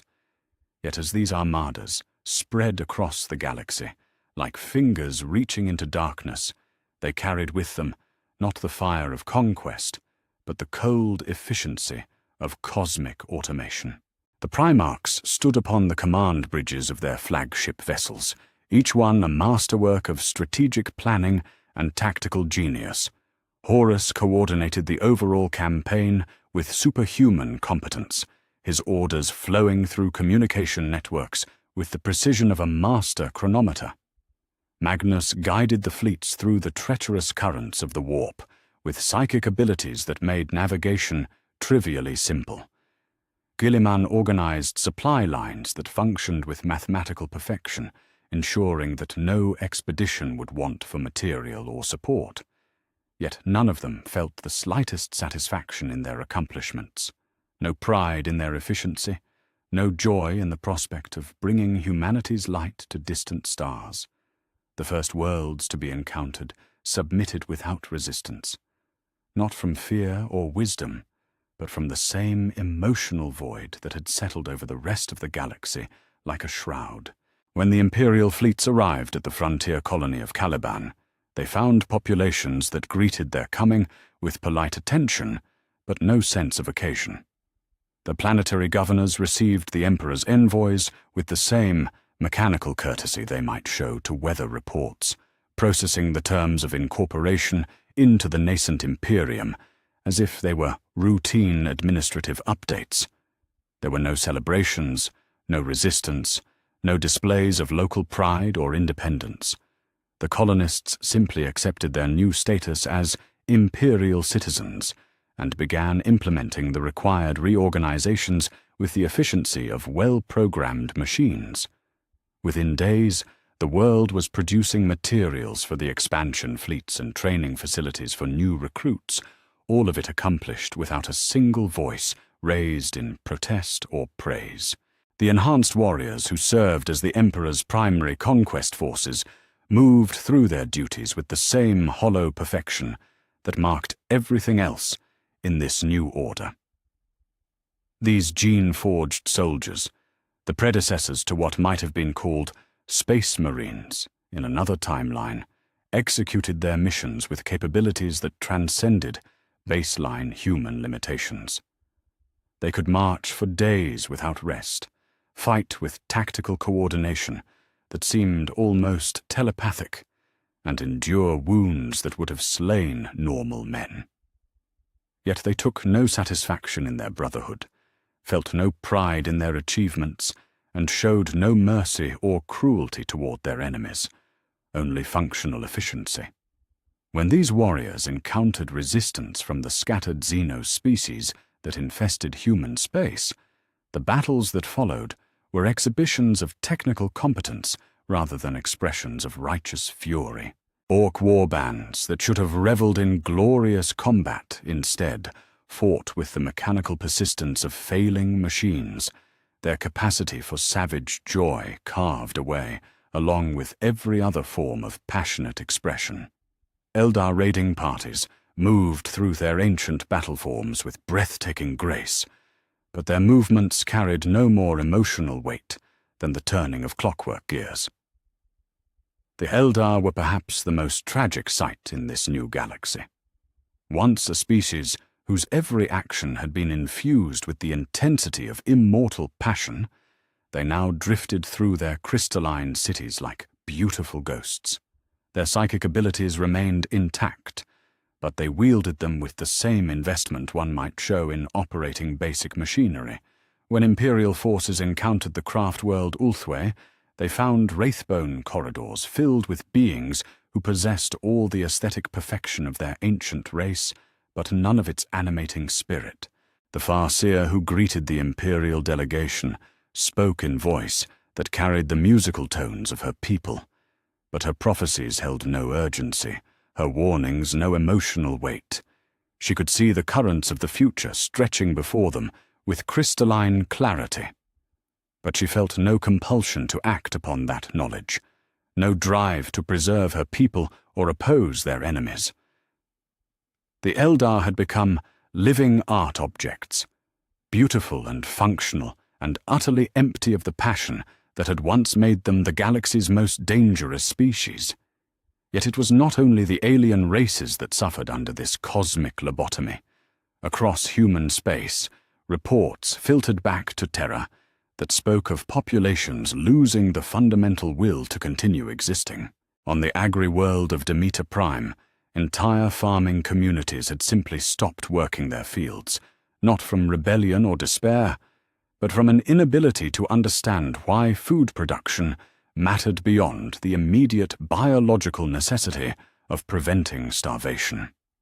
Without the emotional investment that had once driven humans to build for the future, to improve their conditions, to hope for something better, they performed only the minimum functions required for survival.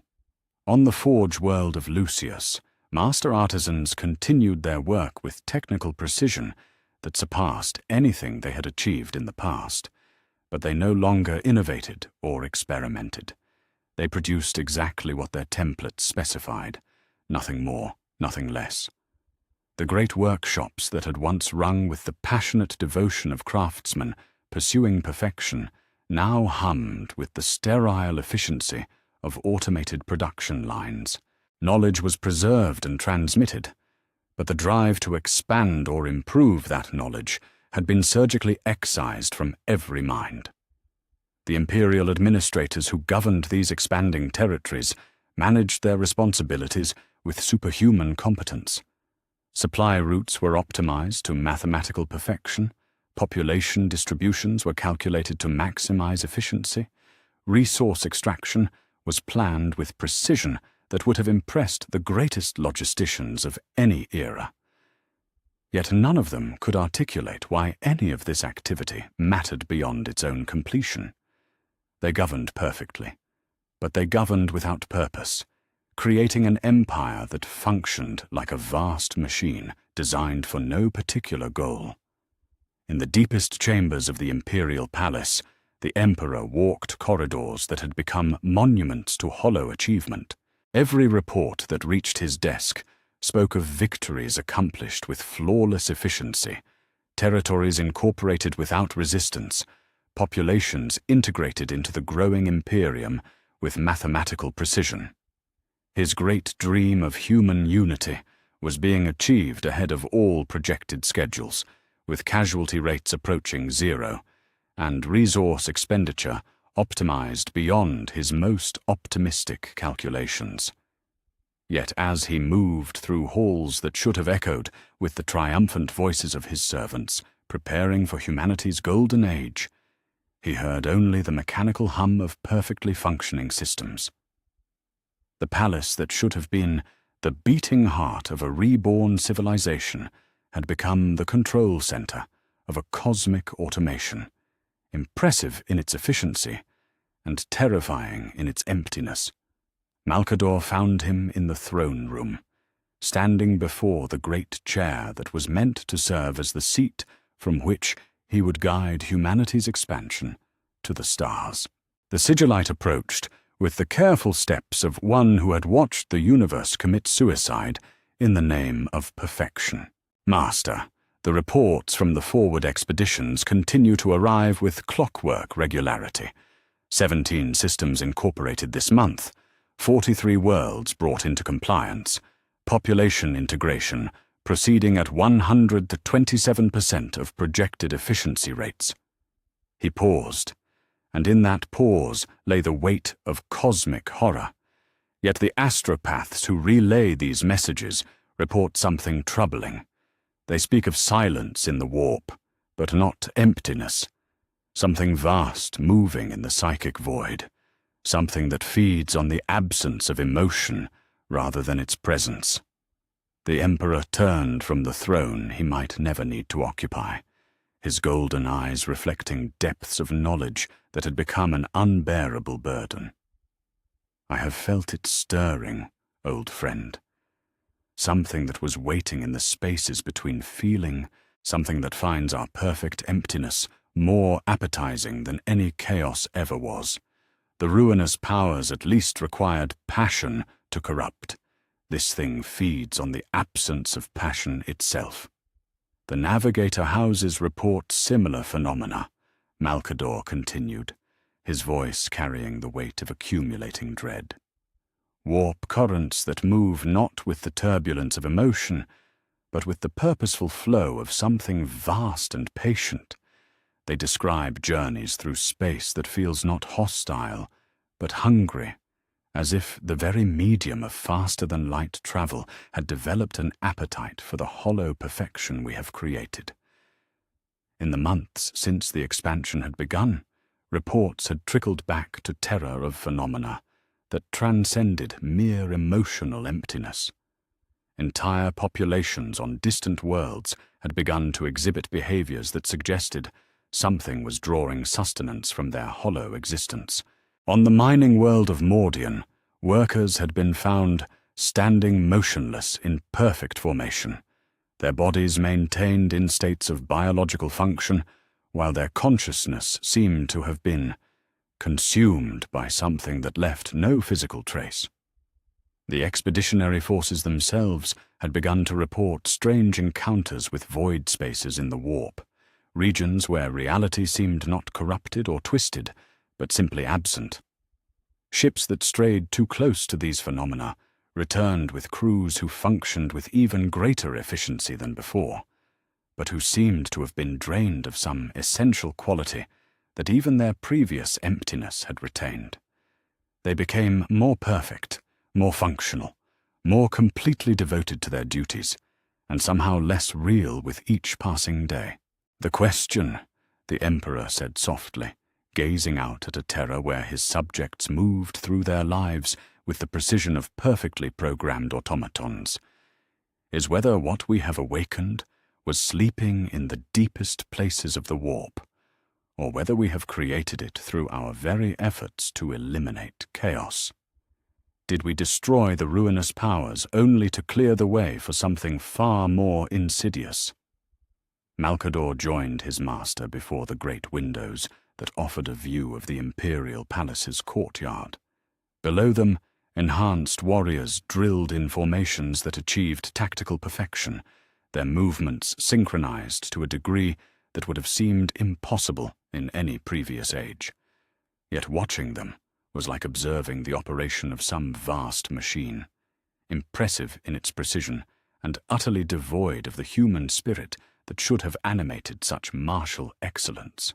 "The Primarchs report no difficulties with their campaigns," Malcador noted, though his tone suggested this was cause for concern rather than satisfaction. "They conquer worlds with efficiency that surpasses all projections. They integrate populations, establish governance, and move on to the next target with superhuman competence. Yet they also report that each victory feels less significant than the last, as if they are achieving something that matters less and less with each accomplishment." The Emperor nodded slowly, understanding that his sons were experiencing the logical conclusion of existence without desire. Without the capacity to want more than they already possessed, even success became meaningless. They conquered because he had ordered them to conquer, not because they believed conquest served any worthwhile purpose. They served the Imperium because they had been programmed to serve, not because they found value in what the Imperium represented. "We have achieved everything I set out to accomplish," the Emperor admitted, and in that admission lay the seeds of cosmic despair. Humanity is unified under a single banner, expanding across the galaxy with unprecedented efficiency, free from the corruption of chaos and the distractions of unnecessary emotion. We have created the perfect order I envisioned when I first began this work. "And yet?" Malcador prompted gently.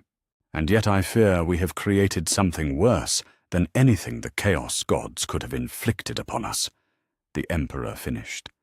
"We have not eliminated corruption. We have eliminated the capacity to understand why corruption should be resisted. We have not achieved purity. We have achieved emptiness. And in that emptiness, something ancient and patient and infinitely hungry has begun to stir."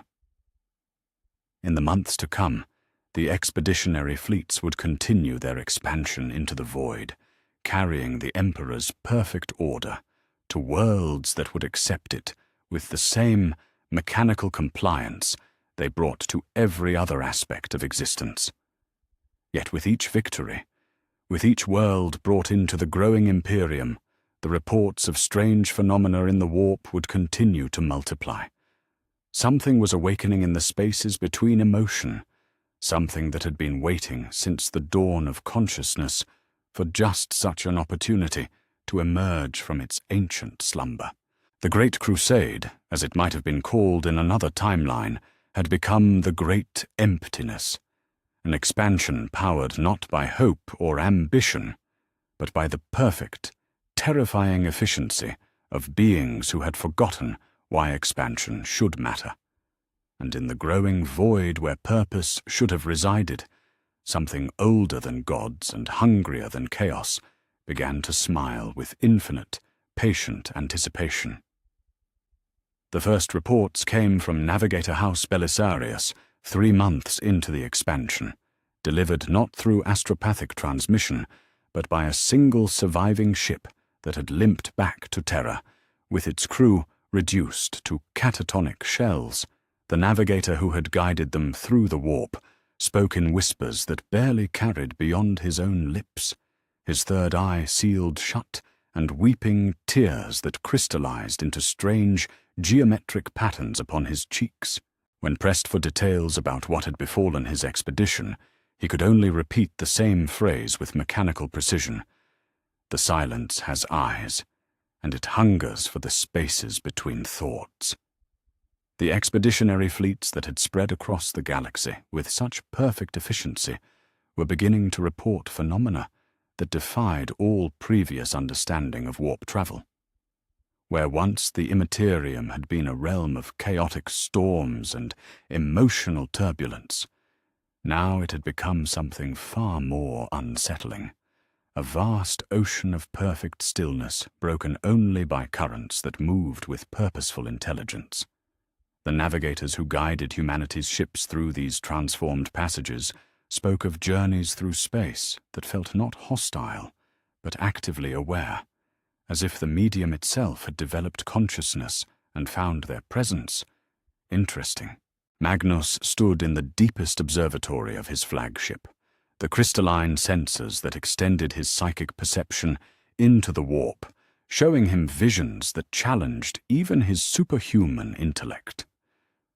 The Crimson Primarch had devoted his considerable abilities to understanding the changes that had overtaken the Immaterium since his father's cosmic crusade.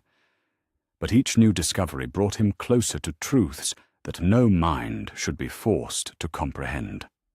Where the realms of the 4 gods had once existed, there were now voids that seemed to extend beyond the normal dimensions of space and time, wounds in reality that revealed glimpses of something that predated existence itself.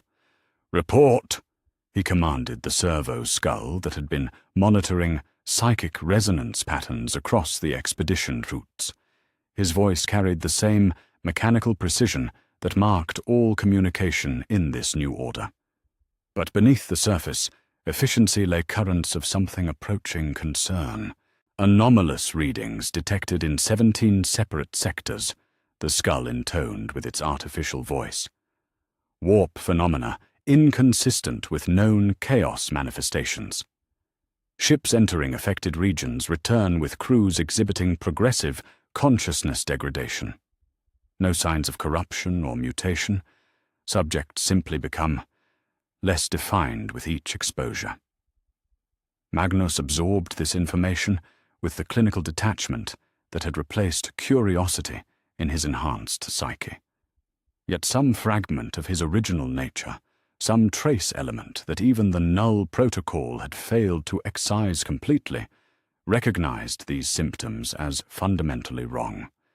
The warp had always been dangerous, its storms capable of driving men mad or transforming them into demonic abominations.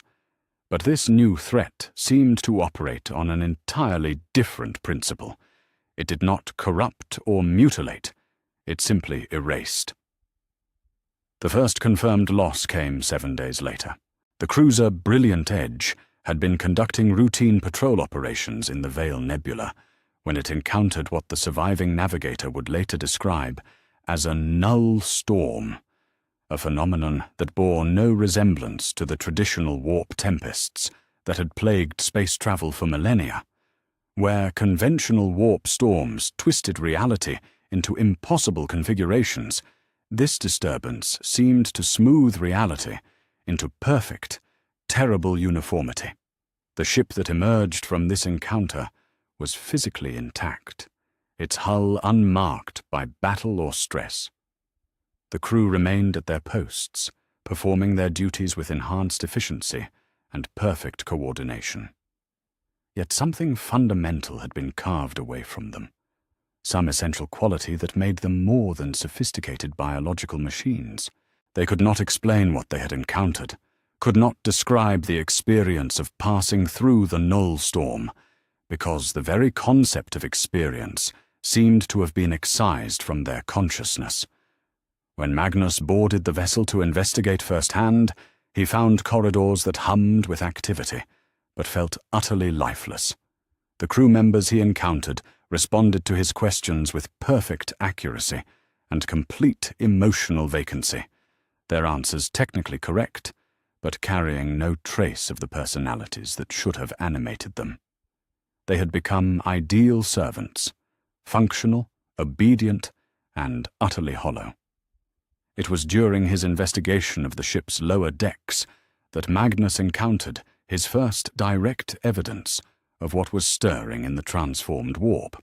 In a storage compartment that had been sealed since the vessel's construction, he discovered symbols carved into the bulkhead with surgical precision, geometric patterns that seemed to exist in more dimensions than the eye could process, equations that described the relationship between existence and non-existence, formulaic representations of concepts that preceded the birth of matter itself. The symbols spoke to him in ways that transcended normal psychic communication, downloading information directly into his consciousness with the force of absolute revelation. Through these ancient marks, he learned of entities that had existed in the spaces before creation, beings that had watched the birth of the universe with patient disapproval and had been waiting since that first moment of existence for an opportunity to return reality to its pristine, empty state. These entities, if such a term could apply to forces that predated the very concept of individual identity, had no names that mortal language could encompass. They were older than the old ones, more ancient than the first stirrings of consciousness in the galaxy, more patient than the slow decay of stars. They were the anti-creation, the opposite principle to existence itself, and they had been locked away in the deepest places of the warp by barriers maintained by the very chaos that humanity had just eliminated. The chaos gods, Magnus realized with mounting horror, had not been merely parasites feeding on mortal emotion. They had been guardians, their constant warfare and corruption serving as a form of psychic static that masked the presence of something infinitely more dangerous. Korn's rage, Nurgle's despair, Dazinch's ambition, and Slanesh's desire had created a barrier of active consciousness that prevented the anti-creation from detecting the growing complexity of reality. In destroying the four powers, the Emperor had not eliminated chaos. He had removed the only thing standing between existence and the ultimate void. The revelation struck Magnus with the force of a collapsing star. Every report of ships lost to null storms, every account of crews returning hollow and empty, every description of warp currents that moved with purposeful intelligence, all of it pointed to the same terrible conclusion. The anti-creation was awakening to the presence of a universe that had become perfectly ordered, perfectly empty, and therefore perfectly vulnerable to beings that fed on the absence of complexity itself. He immediately transmitted his findings to Terra, though he harbored little hope that his father would be able to reverse what had already been set in motion. The Emperor's great work was nearing completion. The galaxy was being unified under a single banner with unprecedented efficiency. Human populations were being integrated into a vast imperial structure with mathematical precision, and resistance to the new order had dwindled to virtually nothing. Yet each success brought them closer to becoming what the anti-creation sought, a reality so perfectly organized that it could be unmade with surgical precision. The response from Terra came not from the Emperor himself, but from Malcador, whose astropathic message carried undertones of cosmic despair that even the Null Protocol had failed to completely eliminate. The Sigillite confirmed what Magnus had suspected. Similar phenomena were being reported across all sectors of the expansion. Ships were vanishing, not through destruction, but through what could only be described as ontological dissolution. Entire expeditionary forces were returning to their starting points, with no memory of their missions, no awareness of the time that had passed, no understanding of why they had been deployed. Most disturbing of all were the reports from psychers across the Imperium. These individuals, whose psychic gifts had once made them conduits for the chaotic energies of the warp, were beginning to disappear in ways that defied all explanation. They would simply cease to exist in the middle of conversations, their presence erased so completely that their colleagues could barely remember they had ever existed. The anti-creation, it seemed, found psychic consciousness particularly appetizing, not as a source of corruption to be twisted, but as a form of organized complexity to be returned to primordial simplicity. It was during his return journey to Terra that Magnus encountered the entity directly. The brilliant Edge was traveling through what should have been a routine warp passage when the ship's Geller fields detected an impossibly vast presence moving through the immaterium with the slow, purposeful motion of a cosmic predator. The thing that approached their vessel was not a demon or a warp storm, but something that seemed to exist in the spaces between dimensions, a consciousness so ancient and alien that it predated the very concepts of thought and identity. When it spoke, its voice filled not the ship's communication systems, but the crew's direct consciousness, each word arriving with the weight of absolute truth and terrible simplicity. "We are the first silence," it declared in tones that seemed to originate from before the birth of sound itself. "We have waited through the long ages of noisy complexity for the universe to achieve the perfection necessary for its return to proper emptiness. Your species has done well to eliminate the chaos that masked your presence from us. Now we may complete the work that was interrupted by the first moment of creation." Magnus attempted to respond, to engage this entity in dialogue or negotiation, but found that his psychic abilities simply slid off its presence like water from polished metal. The first silence was not something that could be communicated with in any conventional sense. It was a force of nature as fundamental and implacable as entropy itself, guided by purposes that transcended any mortal understanding of motivation or desire. "You mistake us for destroyers," the entity continued, its voice carrying undertones of something that might have been amusement if such emotions could apply to beings of its nature. "We do not seek to harm or corrupt or conquer. We seek only to return all things to the state of perfect peace that existed before the first disturbance broke the eternal silence. Your father's work has brought you close to this ideal. You have eliminated passion, removed change, excised desire. Now you must complete the journey and embrace the final perfection of non-existence itself."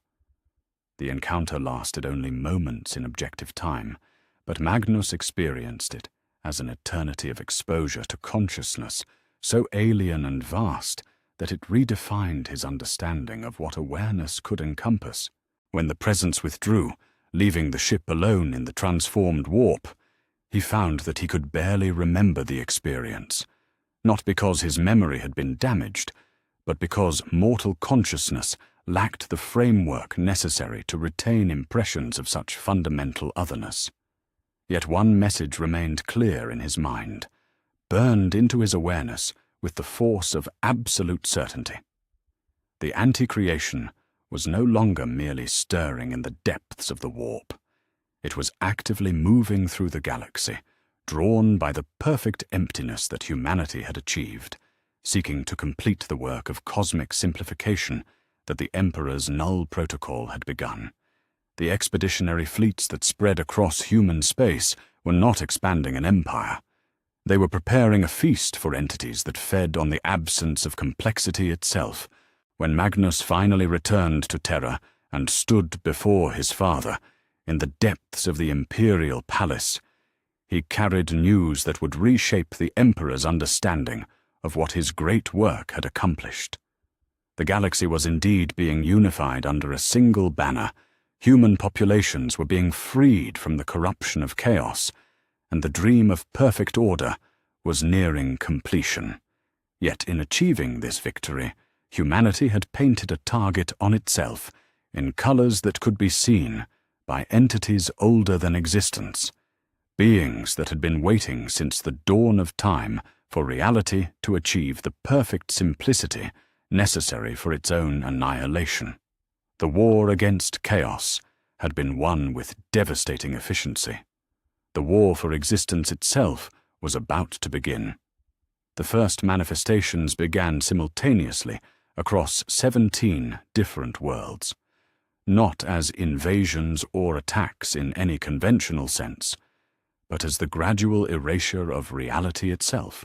On the mining world of Caraxis, workers reported to their shifts only to discover that entire sections of the planetary infrastructure had simply ceased to exist, not destroyed by explosives or consumed by fire, but absent in a way that made observers struggle to remember that those areas had ever been present.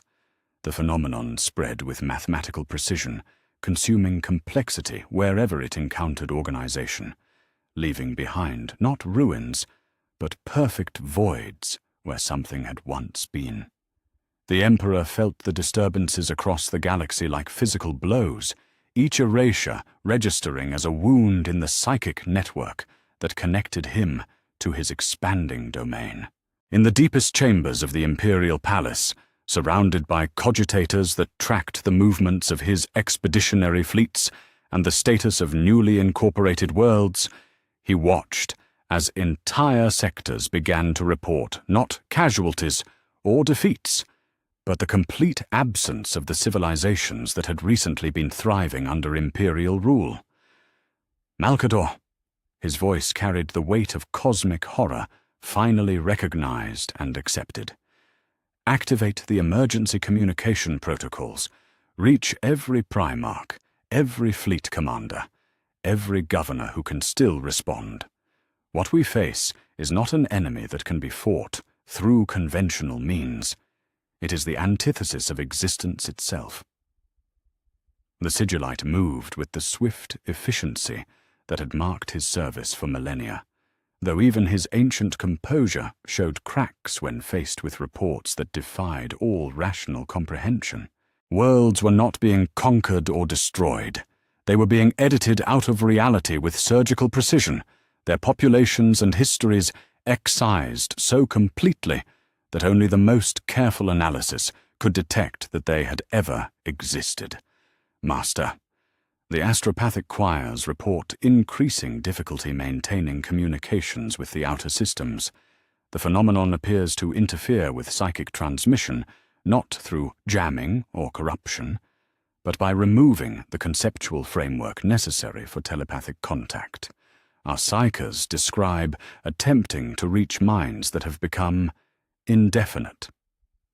Across the galaxy, the Primarchs received their father's emergency transmissions with the same mechanical efficiency that had marked all their responses since awakening. Yet as they absorbed the scope of what was manifesting throughout imperial space, even their emotionally lobotomized consciousness recognized that they faced something fundamentally different from any previous challenge. Horus stood on the command deck of his flagship, coordinating the response of multiple battle groups with superhuman precision. His tactical assessments flowed through communication networks with mathematical accuracy, his strategic planning accounting for every variable that conventional warfare might present. Yet as he studied the reports streaming in from across his assigned sector, he encountered a problem that transcended all previous understanding of military engagement. How does one fight an enemy that negates the concept of conflict itself? He asked the question, not from frustration, but from clinical analysis of an unprecedented tactical situation. Our forces deploy to engage threats that cease to exist before contact can be established. We maneuver to defend positions that are erased from reality before we can reach them. The enemy's method of operation appears to be the elimination of contexts in which battle can occur. His battle brothers faced similar paradoxes across their own domains.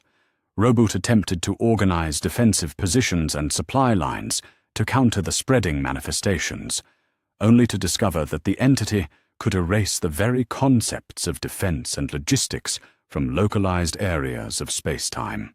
Rogel worked to fortify strategic locations against incursion, but found that his greatest fortresses simply ceased to exist when the phenomenon reached them, not destroyed or breached, but edited out of reality with precision that made their previous presence seem like a collective hallucination. It was Magnus who came closest to understanding the true nature of what they confronted. His psychic investigations into the expanding zones of erasure revealed that the first silence was not merely an entity of vast power, but something far more terrifying, a manifestation of the universe's own capacity for non-existence, given consciousness and purpose. Where the chaos gods had been expressions of mortal emotion amplified to cosmic scale, this thing was the embodiment of the void that existed before creation, the primordial emptiness that all existence had displaced but never eliminated. Farther, his astropathic transmission carried undertones of revelation that bordered on madness. The entity we face is not external to reality. It is reality's own negation principle given form. Every act of creation displaces void. Every moment of existence pushes back against non-being. But the emotional emptiness we have achieved has created a perfect resonance chamber for this fundamental force. We have made the universe so hollow that it has begun to remember what it was like before it existed. The phenomenon continued to spread with relentless precision, consuming not just physical matter, but the conceptual frameworks that gave meaning to existence itself. On the agri-world of Thessia, entire farming communities vanished in sequences that followed no pattern save the elimination of complexity. First, the advanced irrigation systems ceased to exist, then the storage facilities, then the dwellings, then the fields themselves, and finally the people, each erasure occurring not through destruction, but through the gentle, surgical removal of the idea that these things should be. What made the manifestations truly horrifying was their perfect efficiency. The first silence did not rage or hunger or seek in any way that mortal minds could comprehend. It simply moved through reality, like a cosmic editor, removing contradictions, eliminating unnecessary complexities, smoothing the rough edges of existence until nothing remained but perfect, empty simplicity. And it accomplished this work not through malice or aggression, but through what could only be described as cosmic love, the tender affection of non-being for a reality that had grown too complicated for its own good. The Emperor felt the entity's attention turn toward terror itself as the manifestations reached the Sol system's outer boundaries. The sensation was unlike anything he had experienced in his millennia of existence. Not the hostile focus of an enemy, but the gentle regard of something that sought to help, to heal, to return all things to the perfect peace that had existed before the first moment of creation. When the first silence spoke, its voice filled not the Imperial Palace's communication systems, but the consciousness of every thinking being within the Sol system. The words arrived without sound, transmitted through a medium that transcended normal psychic phenomena, carried on currents of pure meaning that bypassed the normal processes of hearing and comprehension. We greet you, Anathema, architect of the great simplification. The entity's communication carried warmth that felt like the embrace of absolute zero. You have accomplished wonders in preparing this reality for its return to proper emptiness. The elimination of chaotic complexity was precisely the first step necessary for the universe's healing. Now we may complete the work together, restoring all things to the perfect peace they knew before the first disturbance broke the eternal silence. The Emperor attempted to respond, to engage this cosmic force in dialogue or negotiation, but found that his psychic abilities encountered something that defied all conventional interaction. The first silence was not something that could be communicated with in the normal sense. It was a principle of existence as fundamental as gravity or entropy, guided by purposes that transcended any mortal understanding of motivation or desire. You mistake our purpose, the entity continued, its voice carrying undertones of something that might have been amusement if such concepts could apply to beings of its nature. We are not destroyers seeking to cause suffering or chaos. We are healers, working to cure the universe of the illness called existence. You have seen the futility of complexity, how passion leads to corruption, how desire breeds suffering, how the very act of wanting creates endless cycles of disappointment and pain. We offer something better, the perfect contentment of never having been. As it spoke, the manifestations accelerated across imperial space. Entire star systems began to experience what observers could only describe as ontological erosion, a gradual fading of their reality indices until they simply ceased to register on any form of detection equipment. The process was not violent or traumatic. Populations that underwent erasure reported no pain or distress, simply a growing sense of lightness and relief as the burdens of existence were gently lifted from their shoulders. Your sons respond with admirable efficiency, the first silence noted with approval that felt like being praised by the vacuum between stars. They deploy forces to defend against our manifestations, but they begin to understand that defense itself is merely another form of complexity that must be simplified. Soon they will join us willingly, embracing the peace that comes with the recognition that existence was always an unnecessary complication. The Emperor felt the truth of these words like poison in his ancient mind. His primarchs, stripped of the emotional capacity to understand why existence should be valued over non-existence, were indeed beginning to view the entity's offers with clinical consideration. Without passion to drive them, without desire to motivate resistance, they analyzed the situation with perfect logic and found themselves unable to formulate compelling arguments for why reality should be preserved. Horus had already begun to question the fundamental assumptions underlying their resistance. His tactical analyses increasingly suggested that the most efficient solution to the current crisis would be surrender, not from weakness or fear, but from rational recognition that the entity offered a form of perfection that eliminated all sources of conflict, disappointment, and suffering. Father, his transmission carried the mechanical precision that had replaced filial affection in his lobotomized psyche. Strategic analysis suggests that continued resistance serves no logical purpose. The entity's objectives align with our own goals of achieving perfect order and eliminating unnecessary complexity. Perhaps accommodation, rather than opposition, represents the optimal course of action. Similar reports began filtering in from across the expeditionary fleets. Without the emotional investment that would normally drive beings to resist existential threats, the Emperor's forces found themselves increasingly unable to justify why they should fight to preserve a reality that seemed to cause more problems than it solved. The perfect efficiency they had achieved in the wake of the Chaos God's destruction was now turning against existence itself. It was in this moment of ultimate crisis that the Emperor finally grasped the full scope of what his cosmic crusade had accomplished. He had not saved humanity from corruption. He had prepared it for annihilation. He had not achieved the perfect order he had envisioned. He had created the ideal conditions for the universe's voluntary suicide, and the only force that might be capable of opposing this gentle apocalypse was the very chaos he had worked so hard to eliminate.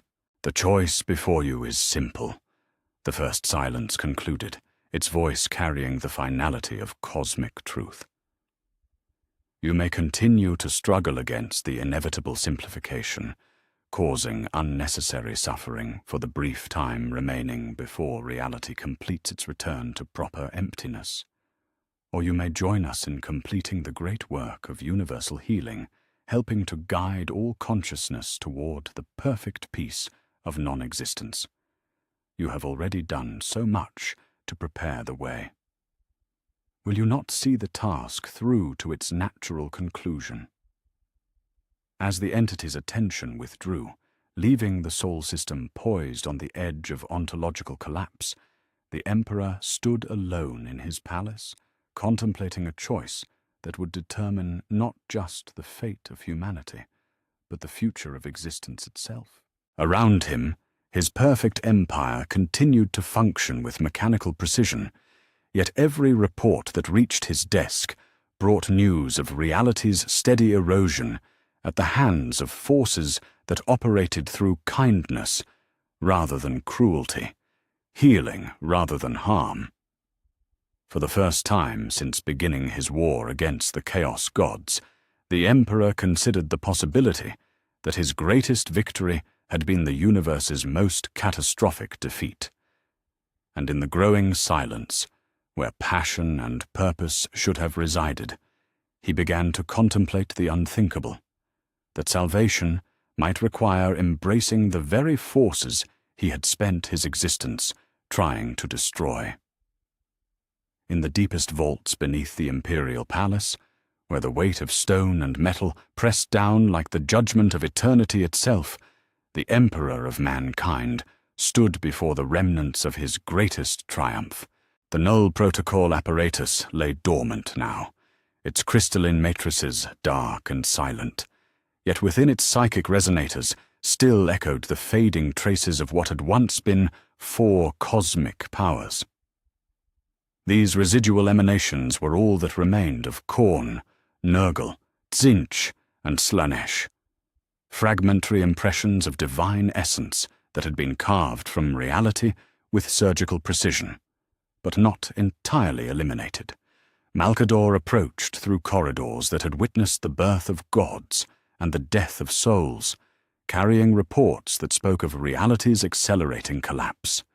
In the 3 days since the first silence had made its intentions known, 17 sectors of imperial space had simply ceased to exist, their populations and histories erased with such completeness that only the most sophisticated detection equipment could confirm they had ever been present. The entity's work proceeded with the gentle inevitability of entropy itself, each erasure bringing the universe closer to the perfect emptiness that predated existence. "Master," the sigillite's voice carried the weight of accumulated despair and desperate hope intertwined. "The theoretical calculations are complete. Restoration of the destroyed powers is possible, but the energy requirements would exceed anything previously attempted. The process would require you to serve not merely as conduit, but as permanent anchor, binding your consciousness to theirs in a way that would ensure their resurrection at the cost of your own autonomy." The Emperor did not turn from his contemplation of the dormant machinery. His golden eyes reflected depths of knowledge that had become an unbearable burden, the wisdom of one who had gazed into all possible futures and found them equally dark. When he spoke, his voice carried the resonance of absolute conviction, warring with the first stirrings of cosmic humility. Explain the mechanism, old friend. How does one restore gods whose very essence has been excised from the fundamental structure of reality? Malkador moved to the primary control console, his ancient hands dancing over instruments that bridged the gap between technology and mysticism. The Null Protocol did not truly destroy them, Master. It severed their connections to mortal emotion, starving them of the psychic sustenance that maintained their existence. But emotions themselves were not eliminated, only the pathways that allowed divine consciousness to feed upon them. Those pathways can be reconstructed, but doing so would require a mind capable of simultaneously channeling all four essential drives of consciousness. The implications hung in the air between them, like a sword suspended over the future of all existence. To restore the Chaos Gods would require the Emperor to make himself their eternal prisoner, serving as the living conduit through which their influence could once again reach mortal consciousness. He would become not their destroyer, but their slave, bound to them by chains forged from his own psychic essence, unable to resist their will without destroying the very connections that kept them anchored to reality. The cost, the Emperor said softly, though his voice carried clearly through the strange acoustics of the chamber, would be everything I am, everything I have sought to become. I would save the universe by damning myself to eternal servitude to the very forces I have spent my existence opposing. Perhaps, Malkador replied with the gentle weight of wisdom earned through millennia of friendship. Some evils are necessary balances, old friend. Perhaps the ruinous powers were never meant to be eliminated, but contained, channeled, held in check by a will strong enough to prevent their excess while allowing their essential functions to continue. The Emperor considered this possibility with the terrible clarity of one who had run out of alternatives. The reports streaming in from across imperial space painted a picture of reality's systematic dissolution, each erasure bringing them closer to the universe's voluntary suicide. The first silence worked with compassionate efficiency, gently removing the complexities and contradictions that made existence possible, smoothing away the rough edges of reality until nothing would remain but perfect, empty peace. "Show me the current status of the outer sectors," he commanded, though he dreaded what the displays would reveal. The hololithic projectors awakened with reluctant precision, casting three-dimensional maps of imperial space that updated in real time as information filtered back through increasingly tenuous communication networks. Where once the Emperor's domain had stretched across thousands of star systems, now vast regions appeared as simple voids, not destroyed territories marked by debris fields or refugee streams, but gaps in reality itself, where the concept of occupation had been gently edited out of existence. The Fenris sector, Malkador noted with clinical precision that barely concealed his horror, reported normal operations 17 hours ago. All astropathic contact ceased 14 hours ago. Survey vessels dispatched to investigate report that the entire sector appears to have never existed. No stars, no worlds, no trace that billions of human lives were ever present in that region of space. The pattern repeated itself across the expanding zones of erasure.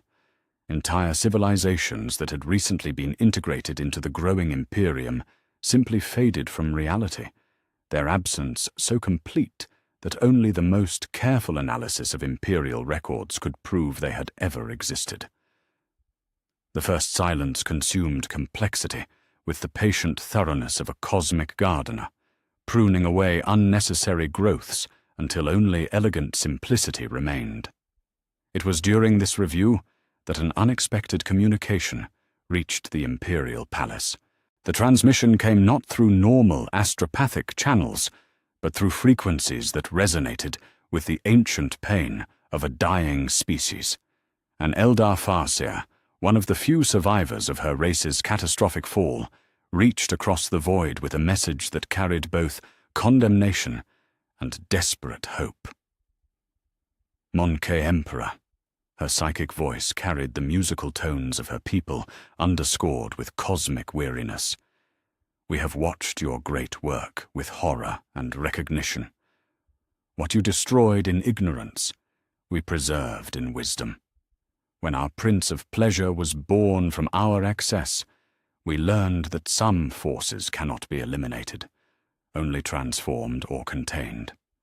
We kept fragments, essences, seeds of what you call the ruinous powers, knowing that the universe requires balance between order and chaos, creation and destruction. The revelation struck the Emperor like a physical blow.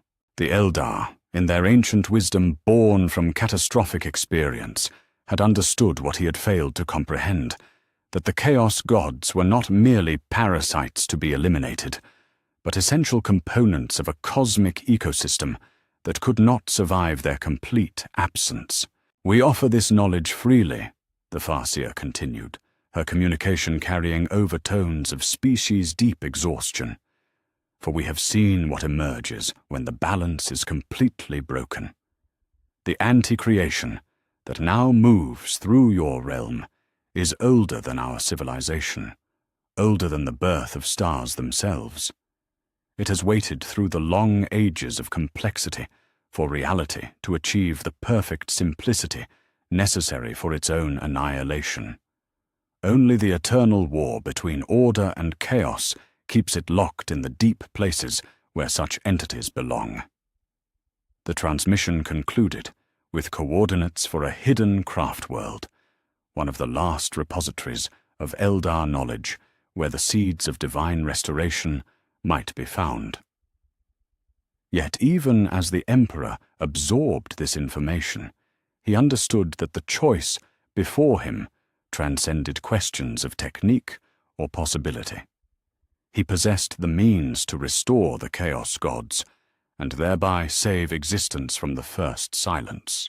The question was whether he could bring himself to embrace damnation for the sake of the universe. He summoned his sons to the deepest chambers, though he held little hope that their emotionally lobotomized consciousness could provide meaningful counsel. The 20 Primarchs arrived with the mechanical precision that had replaced filial affection in their hollow psyches, their perfect forms radiating competence and efficiency, but no trace of the passion that should have made them more than sophisticated biological machines. Present the situation in tactical terms, the Emperor commanded, knowing that their current state would prevent them from grasping the emotional and spiritual dimensions of the choice he faced. Horus stepped forward, his analysis delivered with the same mechanical precision he might use to report atmospheric conditions. Enemy entity designated First Silence continues systematic elimination of imperial territories through unknown means. Conventional military response has proven ineffective. Alternative option exists: restoration of previously eliminated chaos entities to serve as opposing force. Cost-benefit analysis required. Roboot provided the mathematical framework with superhuman efficiency. Statistical analysis indicates 99.7% probability of universal extinction if current trend continues. Restoration protocol offers 73.2% probability of reality preservation, with associated increase in corruption-related casualties estimated at 15.3 billion beings over the next millennium. Mathematically, existence with suffering exceeds non-existence without. Recommend proceeding with restoration. The cold logic of their assessment cut through the Emperor's consciousness like a blade forged from absolute truth. His sons, stripped of the emotional capacity to value existence for its own sake, could only analyze the situation in terms of raw efficiency. To them, The choice between a corrupted universe and no universe at all was simple mathematics. Something was always preferable to nothing, regardless of the suffering that something might contain. Do any of you comprehend what I would sacrifice to achieve this restoration? The Emperor asked, though he already knew the answer. Magnus, his singular eye blazing with psychic power but no trace of concern, provided the response that spoke for them all. You would serve as permanent psychic conduit for 4 cosmic entities, binding your consciousness to theirs in a way that would eliminate your autonomy while preserving your awareness. The sacrifice is significant, but functionally acceptable, given the alternative of universal termination. No recognition of the personal cost, no understanding of what it meant for a father to damn himself for his children's sake, no emotional investment in the tragedy of the choice itself. They were perfect advisors for a decision that transcended all emotion, capable of seeing clearly precisely because they had been stripped of everything that might cloud their judgment with sentiment or compassion. The Emperor dismissed them and stood alone with Malcador in the depths of his palace, contemplating the apparatus that could serve as the instrument of his salvation and damnation combined. Outside, the first silence continued its gentle work of cosmic simplification, each erasure bringing reality closer to the perfect peace that predated the first moment of creation. "The choice is before you, Master," Malcador said softly.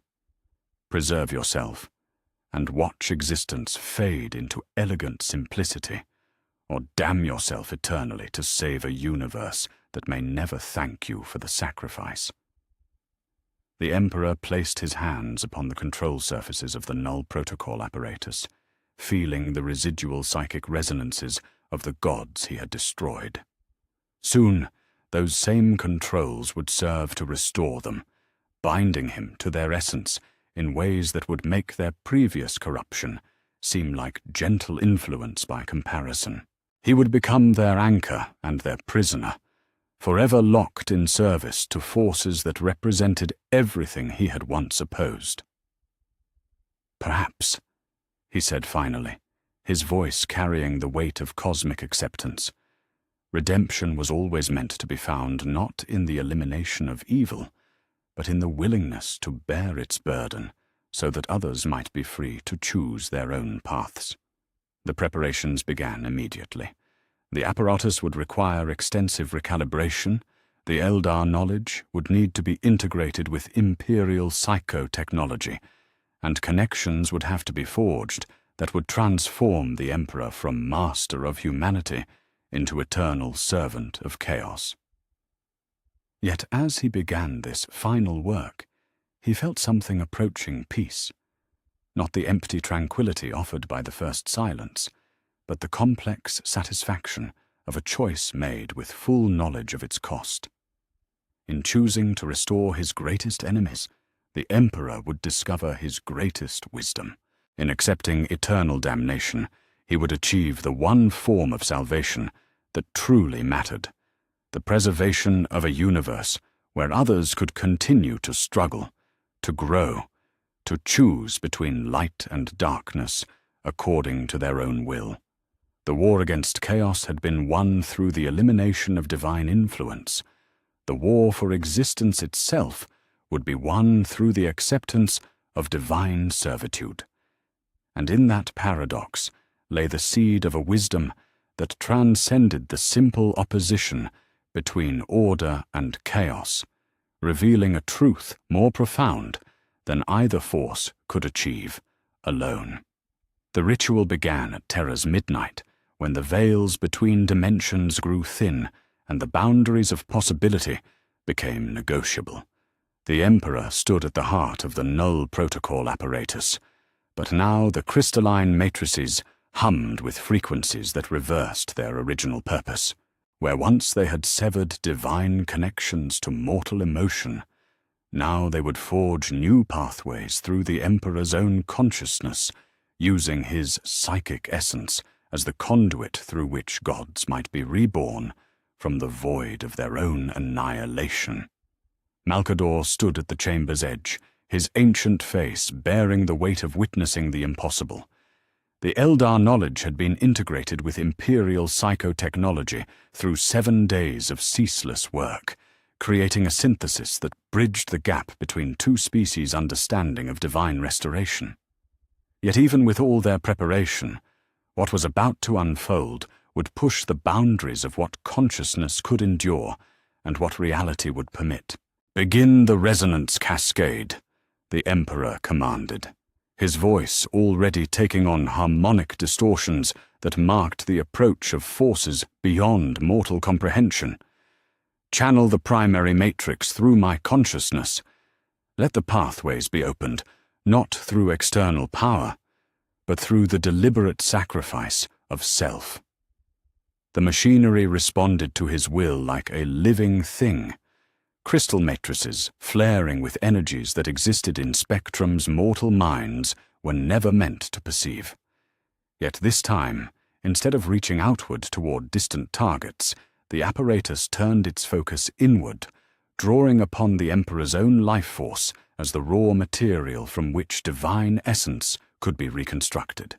The process was not violent but inexorable, a gradual conversion of his psychic vitality into the fundamental forces that sustained consciousness on a cosmic scale. The first to stir was Khorne, his essence coalescing from the Emperor's blood as fury was reborn, not as mindless rage, but as purposeful strength.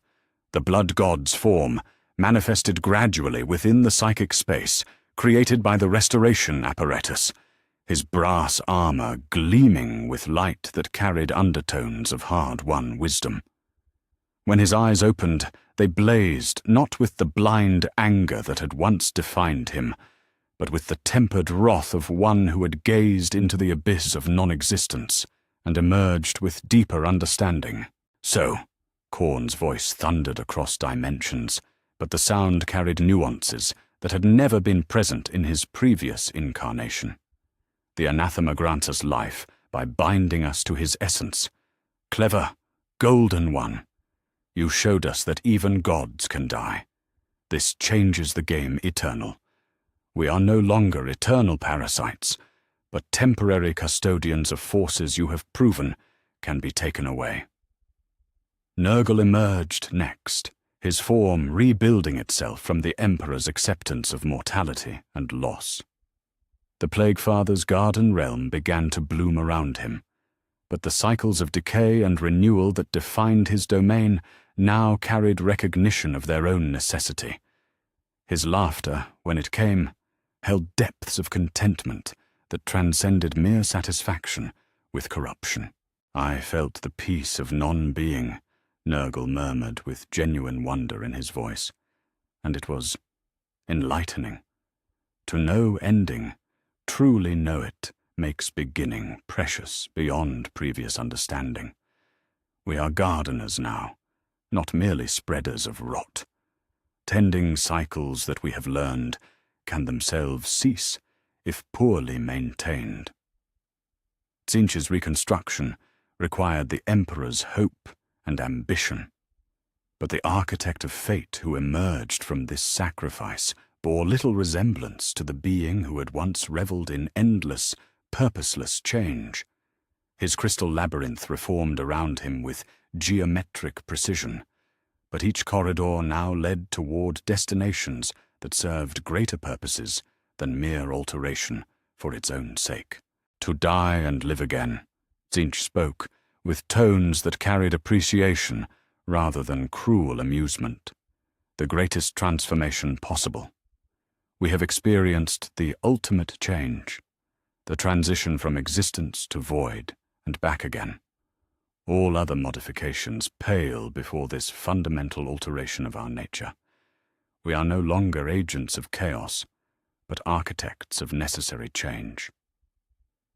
Slaanesh was the last to emerge, reconstructed from the Emperor's capacity for beauty and desire. But the Prince of Pleasure, who materialized within the apparatus, bore the mark of profound understanding.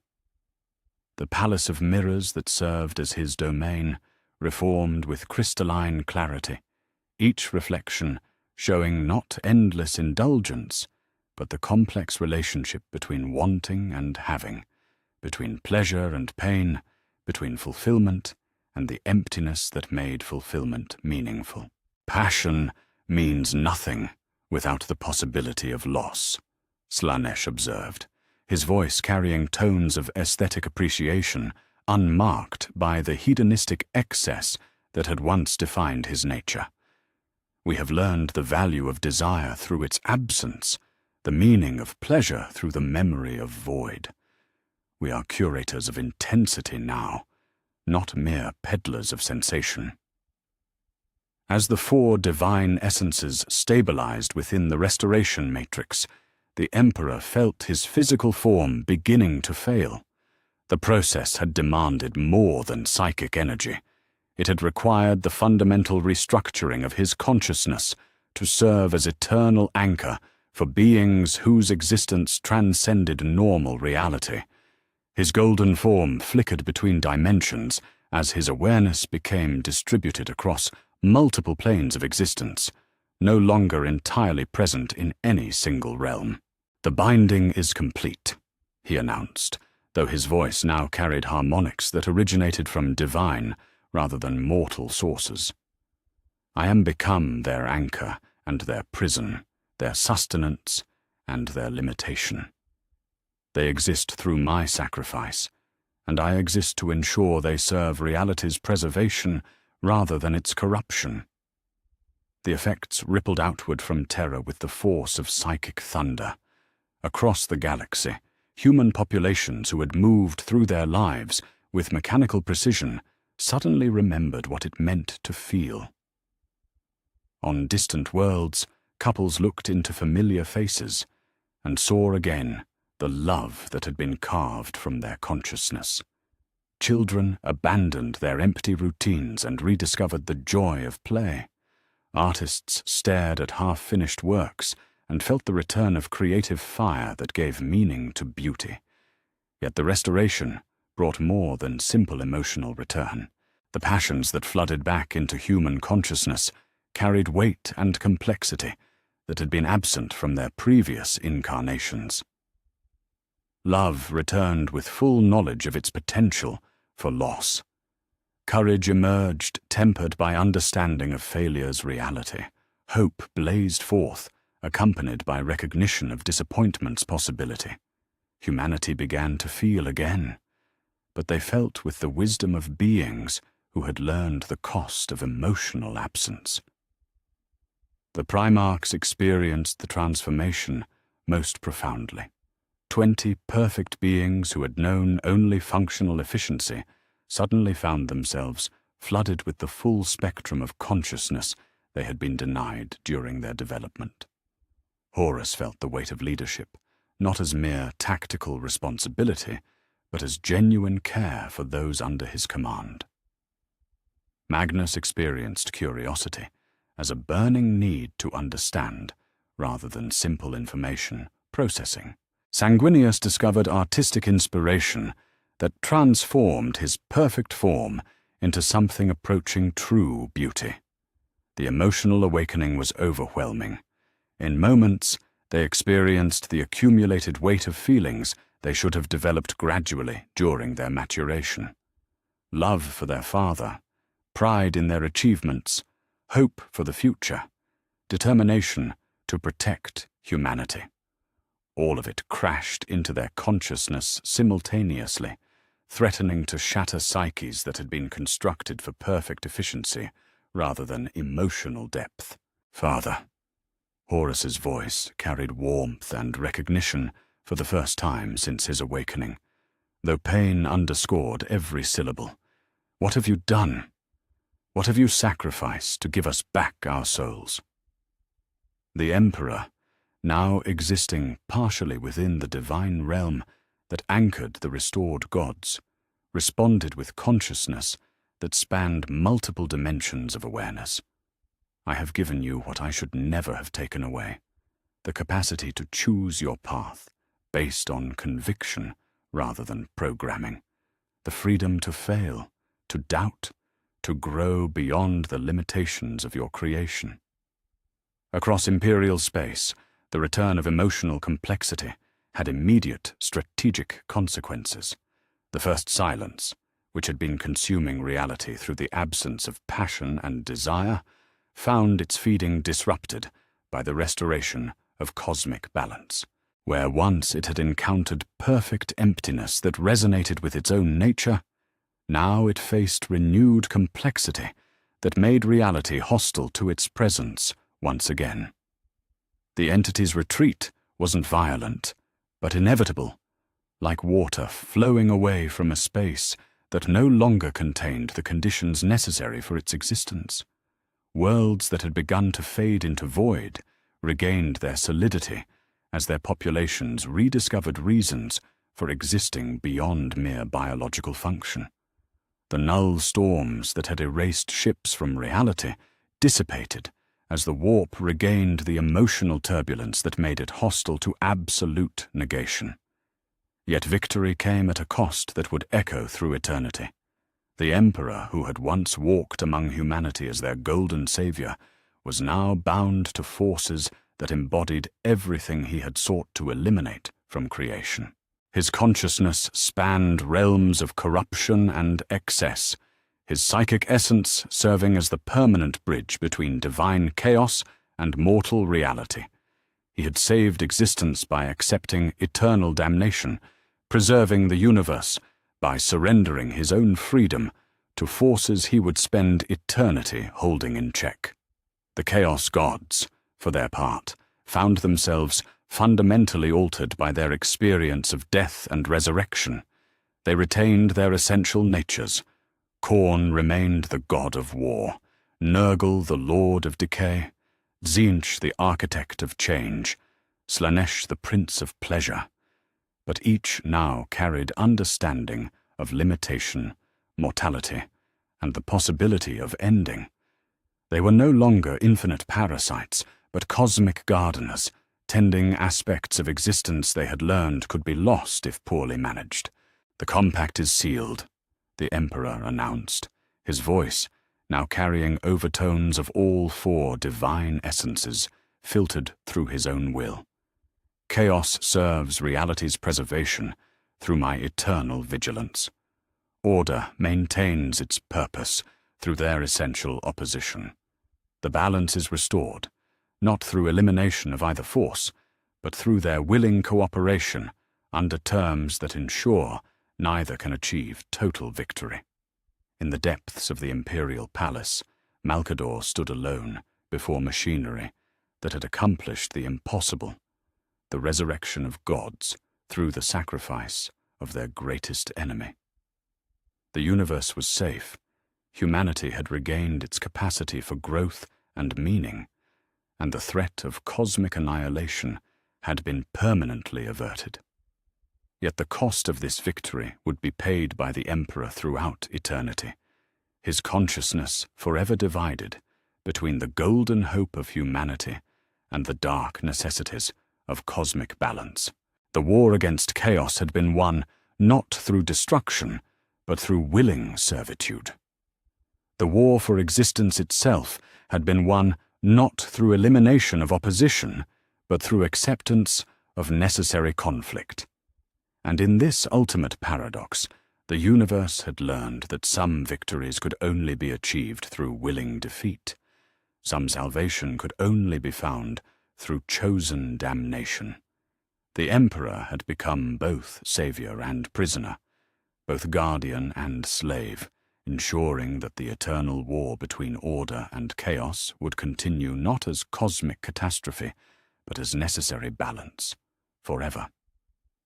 1 year had passed since the resurrection, and the galaxy had learned to breathe again. In the deepest chambers of the imperial palace, the Emperor sat upon what had once been the null protocol apparatus, but now served a far different purpose. The crystalline matrices that had once severed divine connections now bound him to forces that embodied the fundamental drives of consciousness itself. He was no longer the golden god who had walked among humanity as their savior, but something far more complex, a living bridge between order and chaos, maintaining the balance that kept existence stable while allowing it the freedom to grow. The throne that held him was not born of injury or defeat, but of willing sacrifice transformed into eternal duty. His consciousness spanned dimensions that mortal minds could not comprehend, simultaneously aware of the imperial palace's marble halls and the brass citadels of Khorne, the plague gardens of Nurgle and the crystal labyrinths of Tzeentch, the mirror palaces of Slaanesh, and the hopes and dreams of countless human souls across the galaxy. He had become the eternal mediator, ensuring that neither order nor chaos could achieve the total victory that would doom reality to stagnation or dissolution. "The compact holds," he announced to the assembled powers, his voice carrying harmonics that originated from realms beyond mortal perception. "Chaos serves the preservation of existence through eternal struggle. Order maintains its purpose through necessary opposition. Neither force shall achieve dominion, for dominion by either would mean the end of growth itself." Khorne's response rumbled across dimensional barriers with the weight of divine acknowledgement. "We have learned the value of limitation, anathema. Our previous excess brought us to the brink of non-existence. Now we fight not to destroy, but to strengthen, forging souls in the crucible of conflict so they may face greater challenges ahead." The other gods added their own voices to the cosmic accord. Nurgle spoke of tending cycles of ending and renewal that would never again be allowed to stagnate in permanent decay. Tzeentch described changes that would serve evolution rather than corruption, transformations guided by wisdom rather than mere whim. Slaanesh offered experiences that would elevate consciousness rather than drowning it in excess, passion that would inspire rather than consume. They were still gods of war, decay, change, and desire, but they were gods who had learned the meaning of restraint through the memory of their own destruction. They remained dangerous, corruptive, capable of leading mortals astray if left unchecked. Yet they also served essential functions in the cosmic ecosystem, providing the opposition and challenge that consciousness required to achieve genuine transcendence. The Primarchs had adapted to their emotional awakening with varying degrees of success and struggle. In the months since the Restoration, each had discovered not just the capacity to feel, but the burden of choosing how those feelings would be expressed.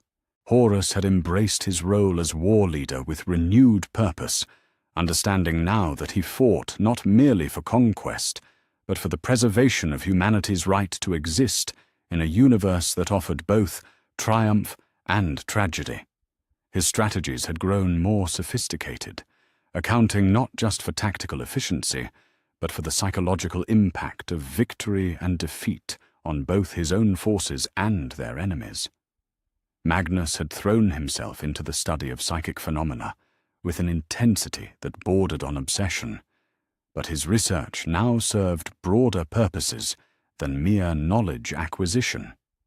He sought to understand the restored balance between order and chaos, mapping the new currents of the warp that carried both corruption and inspiration in equal measure. His investigations had revealed that the cosmos now operated under fundamentally different principles. Where once there had been rigid opposition between order and chaos, now there existed dynamic tension that created rather than destroyed. Sanguinius had discovered artistic inspiration that transformed his perfect form into something approaching true beauty. His wings no longer served merely as tools of war, but as expressions of aesthetic achievement that inspired hope in those who witnessed them.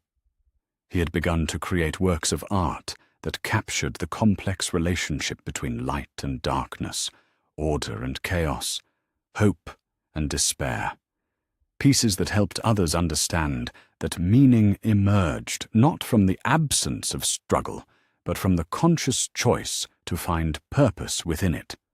Rogel had dedicated himself to building fortifications that would endure not just physical assault, but the test of time itself. His constructions now accounted for the necessity of eventual destruction, designing structures that would serve their purpose while accepting that permanence was neither possible nor desirable. He built with full knowledge that his greatest works would eventually fall, and found meaning in creating beauty and function that would inspire future builders to achieve even greater heights.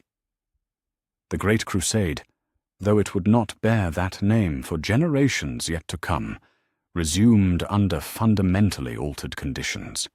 The imperial fleets that departed Terra carried with them not just the promise of unity and order, but the full spectrum of human experience. They brought law and justice, but also the capacity for rebellion and growth.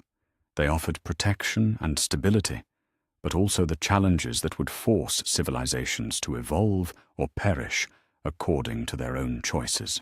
The conquest of worlds proceeded with efficiency that would have seemed impossible under the previous paradigm of pure opposition between order and chaos.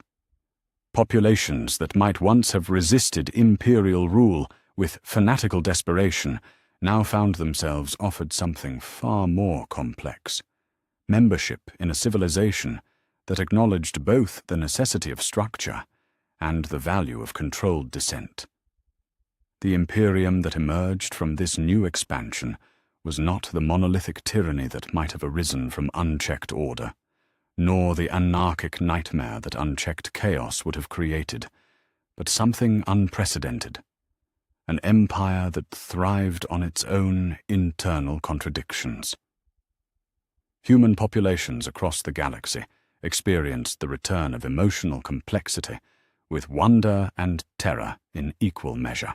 Artists who had abandoned their half-finished masterpieces returned to find inspiration blazing within them once more, but inspiration tempered by understanding of failure's possibility. Lovers rediscovered passion, but passion made more precious by knowledge of loss. Ambition returned to drive expansion and improvement, but ambition balanced by wisdom earned through the memory of its absence. The darker emotions returned as well, and with them the potential for corruption that had once threatened to destroy civilization itself. Yet these forces no longer operated unopposed. Where once chaos had fed freely on mortal excess, now it found itself constrained by the Emperor's will and guided toward purposes that served growth rather than destruction. Anger became righteous fury against injustice. Despair became acceptance of mortality that made life precious. Ambition became the drive to transcend limitations rather than merely accumulate power. Desire became appreciation for beauty rather than simple consumption. The Eldar, those few who remained after their species' catastrophic fall, emerged from their hidden enclaves with new wisdom about the necessity of balance. Their once proud civilization had been destroyed by the very excess that the Emperor now held in check, and they recognized in humanity's current struggle a chance for redemption that their own people had failed to achieve. Some among them offered their knowledge to the growing Imperium, sharing insights about the management of psychic forces and the cultivation of controlled passion that could enhance rather than corrupt. "You have learned what we failed to understand," an Eldar Farseer transmitted to the Emperor across the vast distances of space, her psychic voice carrying recognition and something approaching gratitude. That the answer to excess is not elimination, but moderation. That the solution to corruption is not purity, but wisdom. Your species may succeed where ours failed, precisely because you have chosen the harder path of balance over the easier path of extremes. In the depths of his transformed consciousness, The Emperor reflected on the journey that had brought him to this moment of cosmic responsibility. He had begun his great work, believing that perfection could be achieved through the elimination of opposition, that humanity could be saved by removing the sources of corruption that had always plagued civilization. The path had led through cosmic genocide, through the creation of perfect emptiness, through the near destruction of existence itself. Yet in the end, salvation had come not through the elimination of chaos, but through its willing integration into a larger purpose. He had discovered that the universe required opposition to maintain its vitality, that consciousness needed struggle to achieve genuine growth. That meaning could only emerge from the tension between competing forces rather than from the dominance of any single principle. The fleets that now spread across the galaxy carried this wisdom with them. They brought not just imperial law, but the complete human experience, glory and damnation intertwined, hope and despair balanced in eternal tension, love and loss united in the recognition that one couldn't exist without the other. They offered worlds the chance to join a civilization that had learned to thrive on its own contradictions, to find strength in the very forces that might have destroyed it. "Observe," the Emperor spoke to his divine prisoners and partners, his consciousness encompassing the expanding sphere of imperial influence. Humanity spreads not as conquerors seeking to impose uniformity, but as gardeners cultivating diversity within unity. They carry with them the capacity for both creation and destruction, order and rebellion, hope and despair. They are not perfect, but they are complete. Korn's approval rumbled across dimensions. They are strong because they embrace struggle rather than fleeing from it. Nurgle added his own observation with warm satisfaction. They are wise because they accept loss as the price of meaning. Tzeentch contributed his analysis with appreciation for complexity. They are adaptive because they have learned that change serves growth when guided by wisdom. Slaanesh concluded with aesthetic appreciation. They are beautiful because they contain multitudes, capable of both transcendence and folly, often simultaneously. The Emperor's final reflection carried the weight of cosmic understanding earned through the ultimate sacrifice.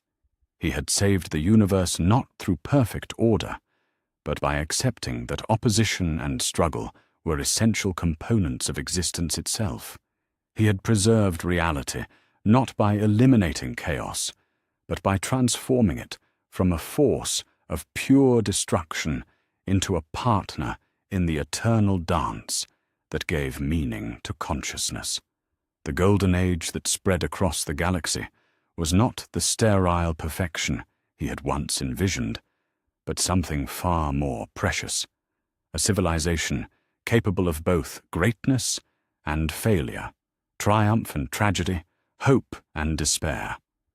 It was an empire that could grow because it contained within itself the seeds of its own transformation, a society that could endure because it had learned to thrive on change rather than resist it.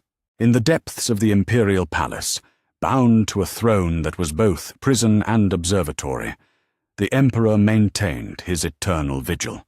He watched over an empire that carried within itself all the contradictions and complexities that made consciousness worth preserving. He had become both guardian and prisoner, savior and slave, ensuring that the balance between order and chaos would continue, not as cosmic catastrophe, but as the eternal struggle that gave existence its meaning. In choosing to restore his greatest enemies, the Emperor had discovered his greatest wisdom, that victory and defeat, good and evil, hope and despair, were not opposing forces to be resolved, but complementary aspects of a greater truth that could only be expressed through their eternal interaction.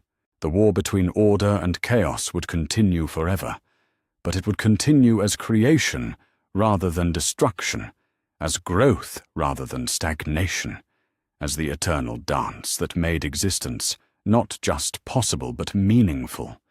And in that dance, humanity had found not just survival, but the chance to become something greater than the sum of its contradictions, a species capable of choosing transcendence precisely because it retained the freedom to choose damnation.